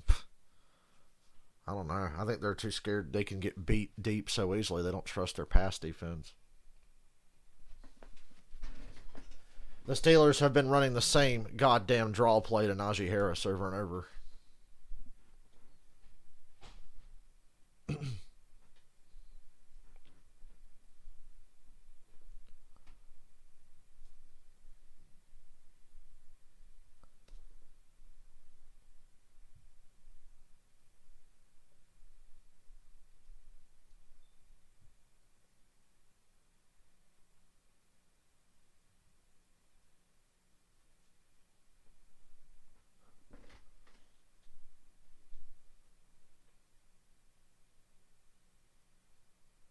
Man, remember last year when I said I was taking the day off from streaming and then the Kyler Murray Hail Mary happened? And I was watching that game going, God damn it, why didn't I stream?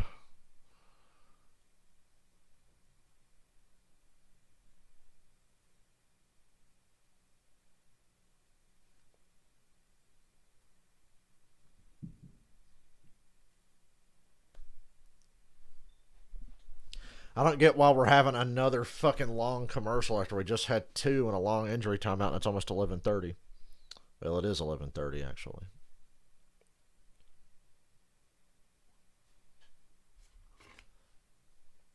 Man, you know, I never watched a single trailer for Halloween Kills. And then I went to see the movie and loved it. And then I watched the trailers after I saw the movie and said, wow, they really gave away the whole fucking movie and all the trailers. Gave it away. Somewhere near the top of these divisions. Batman v Superman style. Next week, and then they go to Cleveland. The Browns lost today to those undefeated Cardinals. Seattle, meantime, is the Monday nighter against the New Orleans team that had a bye. So that's what's ahead, but what's on the line at the moment. 17 all, Seattle, all 3 timeouts, 2nd and 5.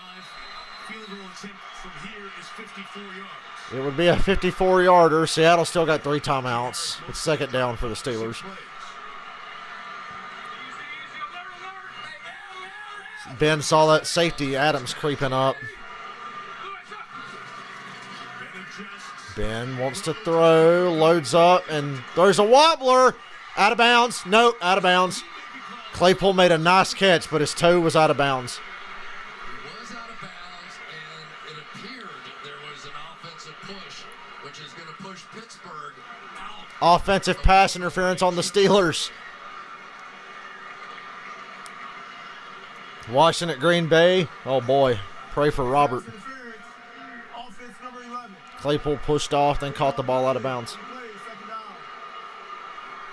Take it back to the 46-yard line of the Seahawks. You know the odd thing about it, Mike, when you're in that moment, you have no idea you pushed him. I'm telling you. It's like, because you just are like, you know, I can't even explain it. You're in the middle of the hand fighting? You're just playing ball, you know what I mean? And then it's, now that one was enough, maybe he did know, but there's a whole bunch of them that you just don't. When you hit the big part, it takes them back out of field goal range. You're 2nd and 15. Fox change here. Penalty stops the clock and the incompletion as well. 153 to go. Ben has time. Oh, man. He threw the ball right to Jamal Adams, who dropped it. Bro. Adams. I told you he's a fucking linebacker pretending to be a DB. Dude can't catch. That's 2 tonight Jamal Adams should have had. Oh no, the Falcons are going to lose to Samoan Mark Sanchez next week. Wow, that hit Adams right in the face. Ben, what were you doing? 3rd and 15, Najee Harris in the slot. I'd bet that's where the ball goes. No, he stays in the block. Ben pump fakes and checks it down to Najee Harris, who makes a man miss. Into field goal range at the 34. Now call timeout. Timeout Seattle with 1:35. Steelers are on 4th down right at field goal range. No question you're going to kick this field goal, but what is happening? This game should have went the other way. That ball hit Adams right in the face. Michelle Tafoya. Yeah, I spoke to Boswell before the game. His pregame long in this direction was 55. SNF Kick said it would have been good from 59. He did miss one from 54 in pregame warmups, but he said, I'll kick from any distance they ask. I just got to swing for the fences because the wind here at this stadium is so unpredictable.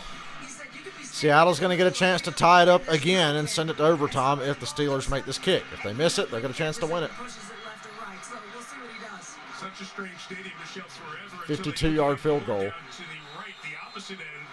Nobody could make long kicks that way. Boswell's kicking to the closed end. They missed 4 field goals since the start of 2019. For the lead from 52. And the kick is good. Nailed it. 20-17 Pittsburgh with 1:29 to go.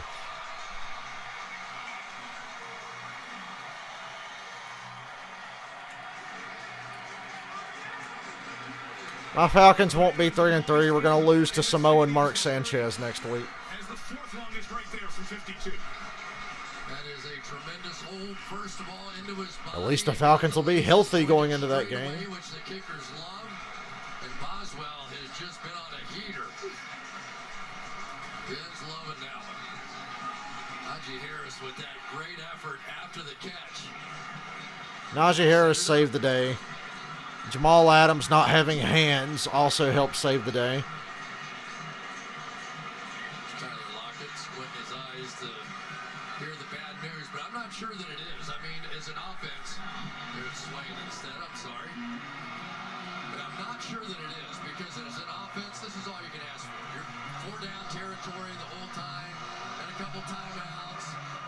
This is The camera's shaking. The crowd is so loud. and I guarantee you, it's where Geno Smith wants to be right now. Don't run it back. Seattle starts at the 25, a minute and a half, 2 timeouts. Let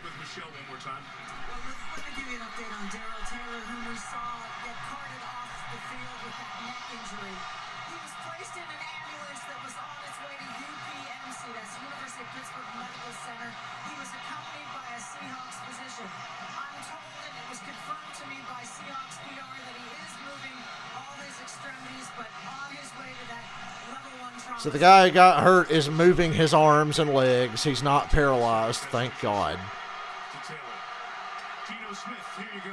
From the 25 down 3, buck 30 to go and 2 timeouts. This is going to be tough because I think Seattle's going to have to throw for this. A lot more than they could even think about running.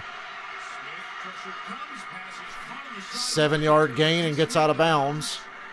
Disley First down, but it's caught a touchdown earlier. on the initial play of the drive. They're going to slip in a draw or two at some point on this drive, but we all know it's going to be mostly throwing. So TJ Watt's probably licking his chops right now. And there's the draw. Get the first down. No huddle, no huddle, no huddle. Save the timeouts, no huddle. Get up. Might be able to hit him with another draw at some point. To stay back with these DBs. Wouldn't be surprised to see Seattle stay with the run. Can they get another? Steelers D's playing really soft, but they're going to drop back pass again. He throws it short. Gain of 7. On the ball. 54 seconds of counting. They still got 2 timeouts. Time more valuable than that game right there.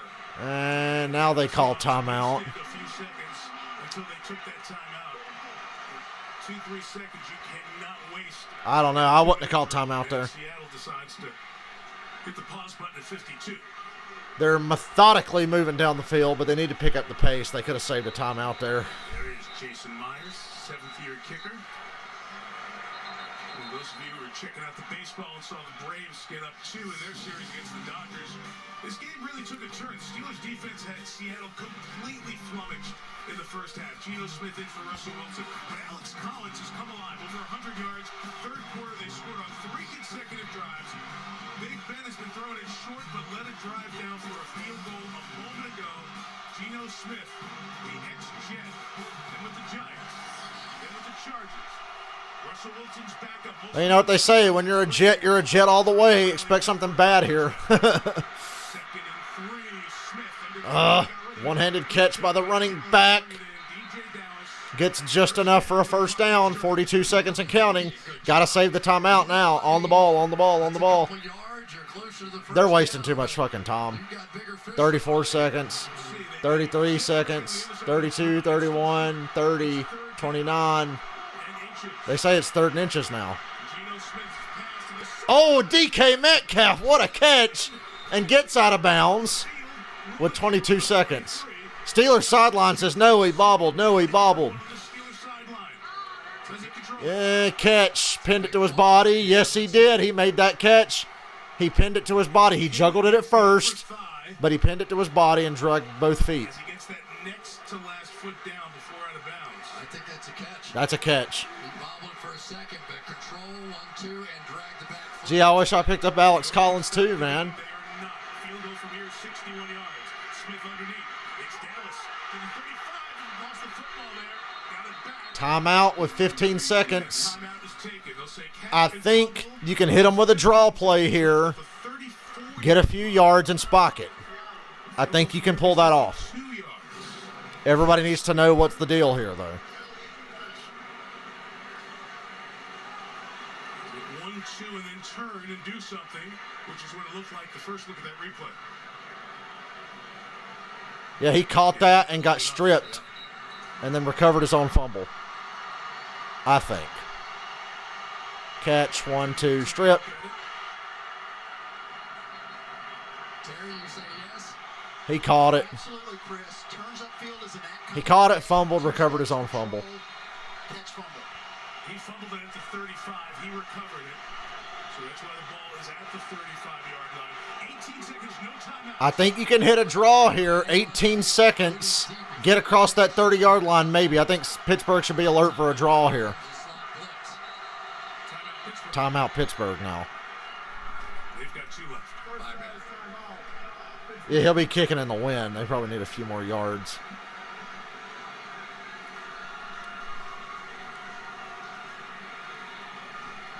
It's second down, so 18 seconds left.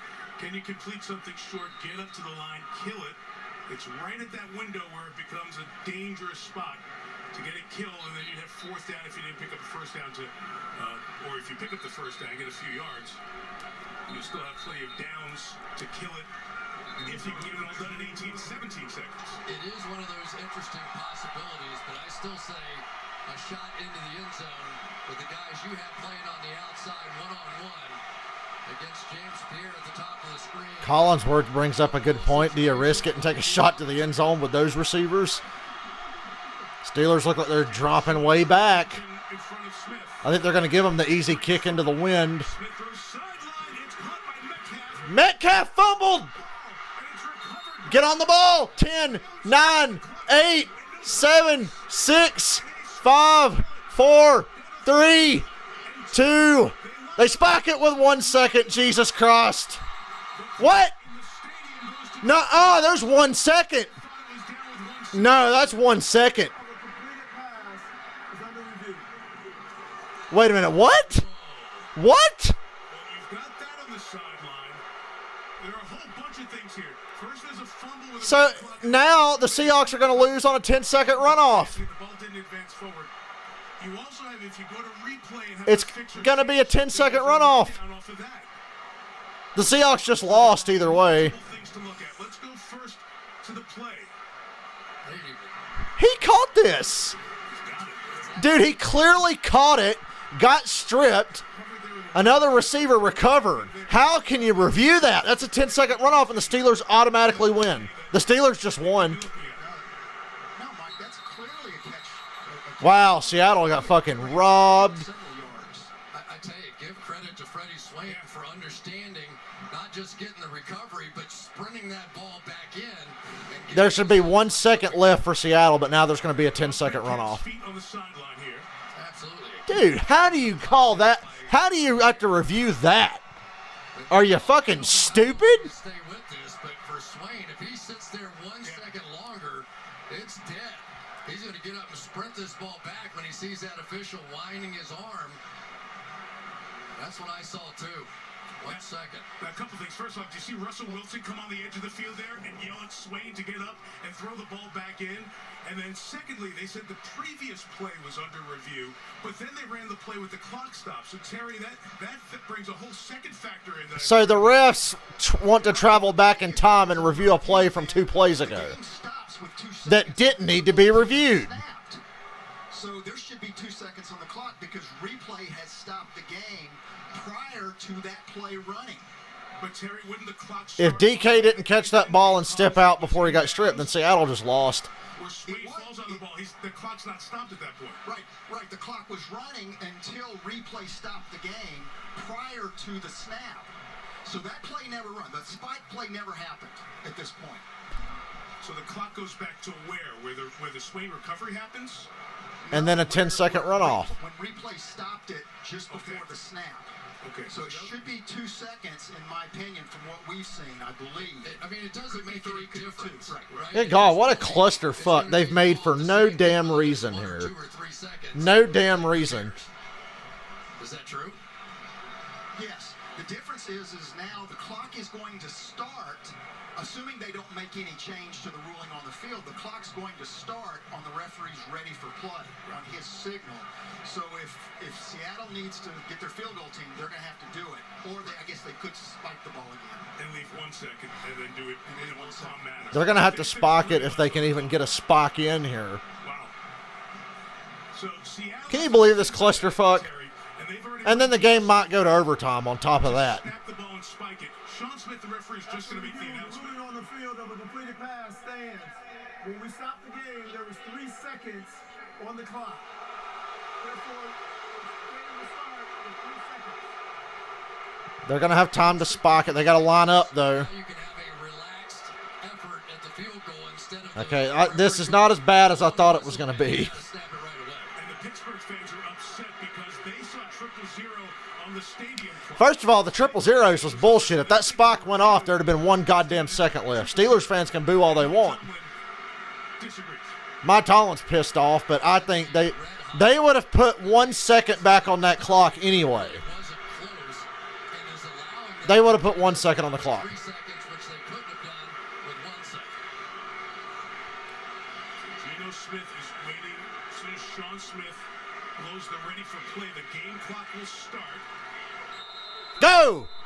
And they spike it. And they stop the clock with 2 seconds. So they get a shot at a 42-yarder to tie this game and send it to overtime. The Steelers fans are booing, but they have no right to boo. A running clock would have ended the game with a 10-second runoff for a. And who says Seattle even makes this kick? Here's Sean Smith, the referee. You see there. Before the spike happens, he's going to jump in here. That was the spike with 1 second. The clock was running out. The replay buzzed him. 43 yards to tie it and send this clusterfuck to overtime. This is for the tie from 43. I hope he makes it. It's windy. It is good. This game's going to overtime, kids. Can you believe this? Can you fucking believe this shit? Well, quite a finish to this one. Who put something in the water in the NFL this year? Terry, I just have one question. I can't get over it. The message in his headphone that they're going to stop it, even though he doesn't stop it and wave his arms, as long as he had that message, that's okay to stop it and take it back to 3 seconds? Exactly, Chris. But when I was looking at it, it looked like the line of scrimmage official at the bottom was the first one that was flying in with it waving his arms as the ball was being snapped. So I still don't know what the fuck they were reviewing. First, or there's a sideline assistant that could have informed him on the spot. Let's just make this as complicated as possible. Whatever you do. Well. Welcome to the NFL. Time to discuss this. Overtime, bitch. Jason Myers, who, This game could very well end in a tie. It's a good thing he doesn't hit hooks, because he's been that left upright all night long. Urinating tree, what is even happening? Fantastic, though, isn't it? I mean, the pride of these two organizations. I want to say it's been 17 years for the Steelers without a losing season, 12 years for the Seahawks, and you see why. You just see why. The pride of these two organizations. Pro Football Talk 4 minutes ago. Why are they reviewing this? That did not need to be reviewed. Just put 1 second on the goddamn clock and let Seattle kick it. That's what they should have done. I've never seen a guy on the IR out for a point toss. Never seen a guy like Russell Wilson. Timeouts, and all replays will come from upstairs. Seattle being the visiting team, you will make the call. Heads, tails. Seattle calls tails. Tails, you win the toss. Seattle wins a toss thanks to Russell Wilson. Seattle will receive the ball missing. So Seattle's going to get the ball first. And I need to run to the fucking bathroom. Gee, I got work tomorrow, man, but I love this shit. I'll be right back.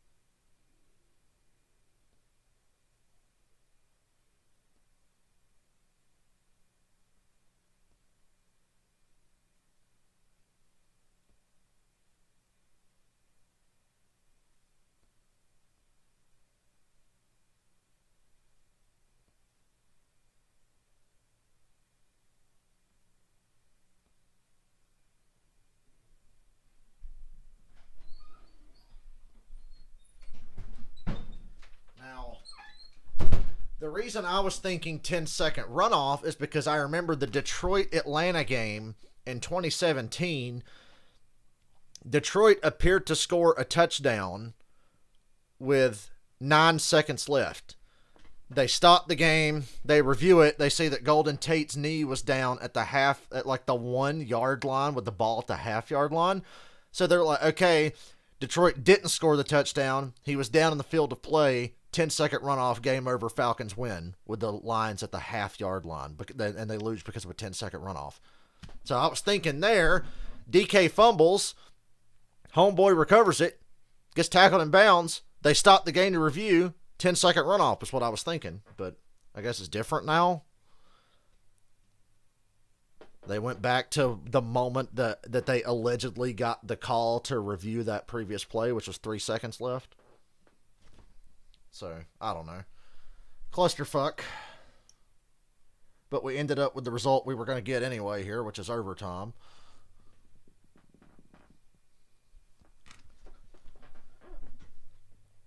I don't know much about the Pinty series. I really don't.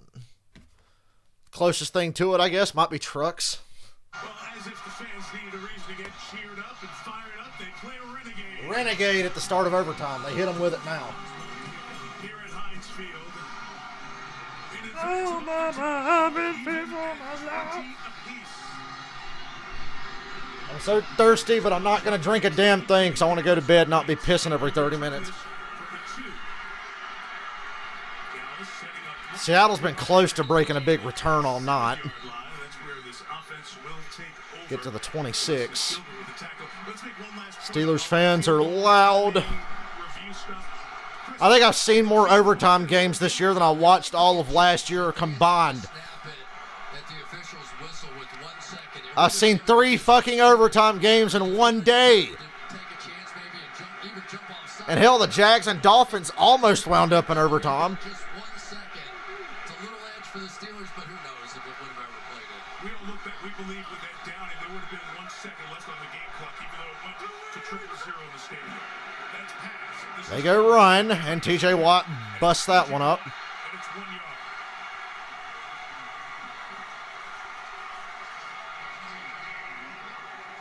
yard. Gino gonna throw a pick. I think Ben and Gino are both really at risk here of doing something stupid. Gino gets the chance to do it first, though. So that could work out for Ben. You got to throw it. They're an empty set now.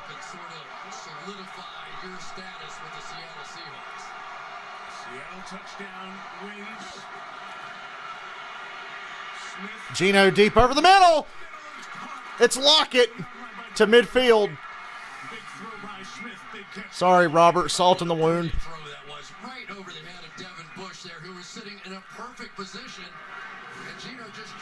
How does Geno Smith have a job that Cam Newton doesn't?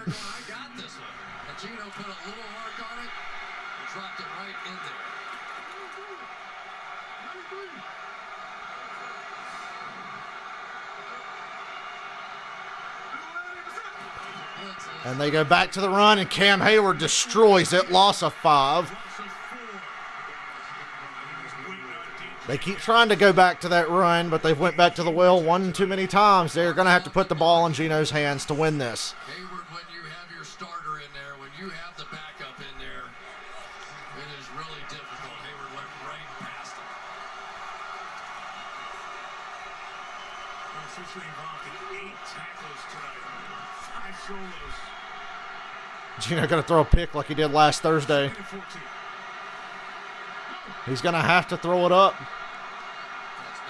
He did 2 plays ago. He's going to drop back again. Throws it short. Nice gain. Set up a 3rd and about 5. 3rd and 4 maybe. Big 3rd and 4. A couple of minutes into OT. Yeah, and you're seeing the veteran presence, right? I mean, you've got Geno Smith's been around the block. I'll take 3rd and 5 all day.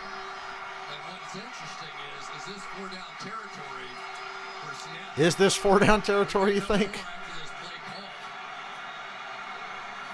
I'd hit him with a draw here and take my chances on 4th down if I don't get it. Although that linebacker in the middle looks ready for it. Yep, he's creeping up. He's creeping up. He's creeping up. Wouldn't have worked. Gino, look out! TJ Watt takes him down. Huge loss. They have to punt now. TJ Watt gave them no choice. Now they got to punt. You make a decision to release your back. And when you do that, you don't chip on one of the best players in all of football. Your running back here releases in the What happened here? your tackle, Brandon Shell on the outside. Now TJ Watt has had the complete game. Highest paid defensive player in the league. He has played like it tonight. Factor all over the field. Here comes the punt. It's a good one. Coverage not down there yet. They get to the 20. Decent return. 6:31 to go in the period. I still think a tie is a legitimate possibility here. Now time for Najee Harris to get more touches. He's only had 23 carries. I don't know how many catches he's had. A lot. Roethlisberger and the Steeler offense, they found something at the end of the first half, and they scored back-to-back possession touchdowns. Have not been as efficient here until that last drive to get the field goal. 2020. Ben nearly threw a pick on the field goal drive late in the fourth. They go draw to Najee Harris. Gain of 5. 24-yard line. They lost their left tackle, Dan Moore, in the second half. And Joe Haig, the veteran, came in to spell him. I love hearing the highlights with the Spanish commentators. That shit's always funny. God damn this game for lasting till after midnight. 4 minutes gone in the 10-minute Maybe 10-minute overtimes aren't so bad. 2nd and 6. Ben throws short. Adams makes a nice tackle to get the Steelers to 3rd down.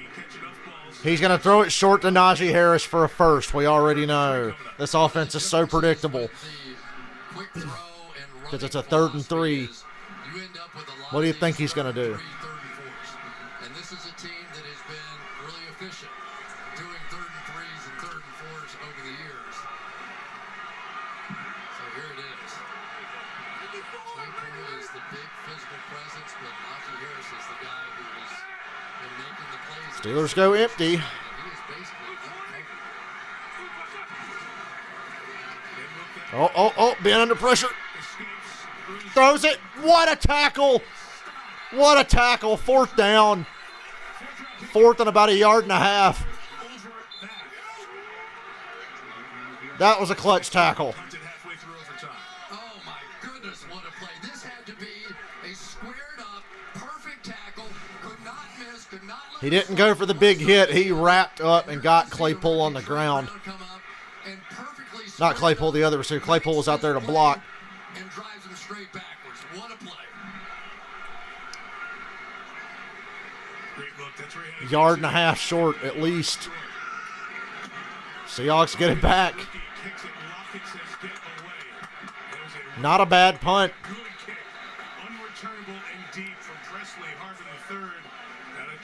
Seahawks get it to 15. 4:27 to go. They still have their 2 timeouts. And a 2-minute warning, of course. We don't talk about defense nearly enough, but this is a heck of a tough guy to get on the ground. Especially because the receiver had forward momentum. McLeod had forward momentum. The defender fought through it to push him back. What a play. And Chris, you've been saying they're looking for corners. They're looking for guys to step up and take the role. He got some first-team reps in the preseason. That was so good. You know how hard it is to tackle somebody like that in the open field? Seattle's in a heavy run set here. Look out for a bootleg. I think they've gotten beat on these first down runs too many times in a row. It's going to be a bootleg. Yep, play action. Not a bootleg. He pump fakes to go deep, but TJ Watt strips him. Devin Bush has it. And now he fumbles, but he recovers. Oh, Gino, you put the ball on the ground. He pumped. He wanted to go deep, and then he tried to run up and make a play with his legs, and he got stripped by T.J. Watt. And Devin Bush recovered with the Steelers. And I'd just go ahead and kick it right now. Pump fake. Here comes the rush. Run up the middle. Bop. Ball's out. Devin Bush, Johnny on the spot.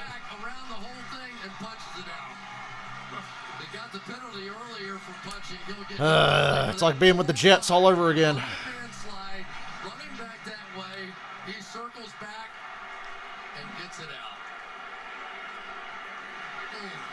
His 20th forced fumble, most since he entered the league in 2017.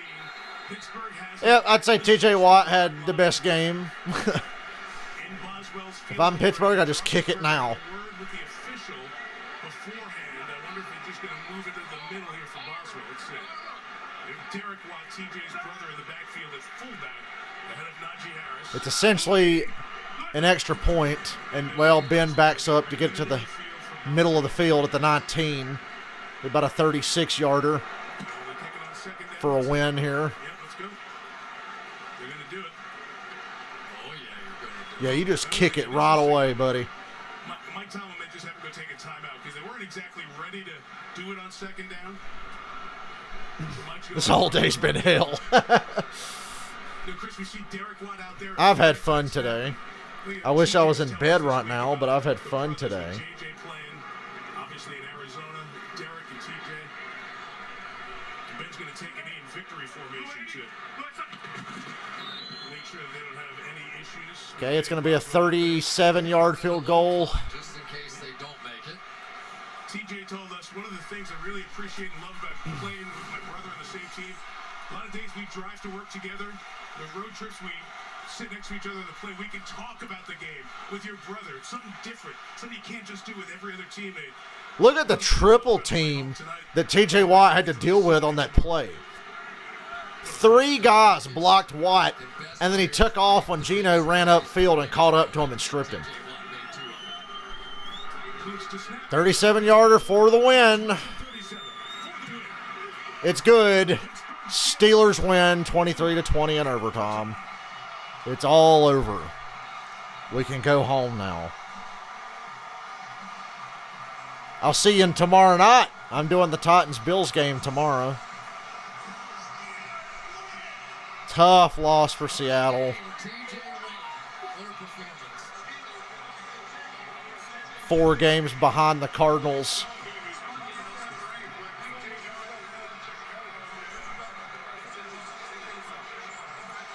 A lot of respect for veterans. Geno Smith, wait for that. Poor Geno. Got blindsided. Wilson doesn't mean you're going to come to Pittsburgh and win a primetime game. That's hard to do. Give Seattle credit, though. 14-0 down, going in at halftime. Got a friend of mine, Cameron, going to the Bills-Titans game tomorrow. You're a dick for not taking me with you, Cameron. He got tickets from his grandparents. Well, T.J. Watt, highest paid defensive player, worth every penny. Good night, everybody, and I'll see you tomorrow.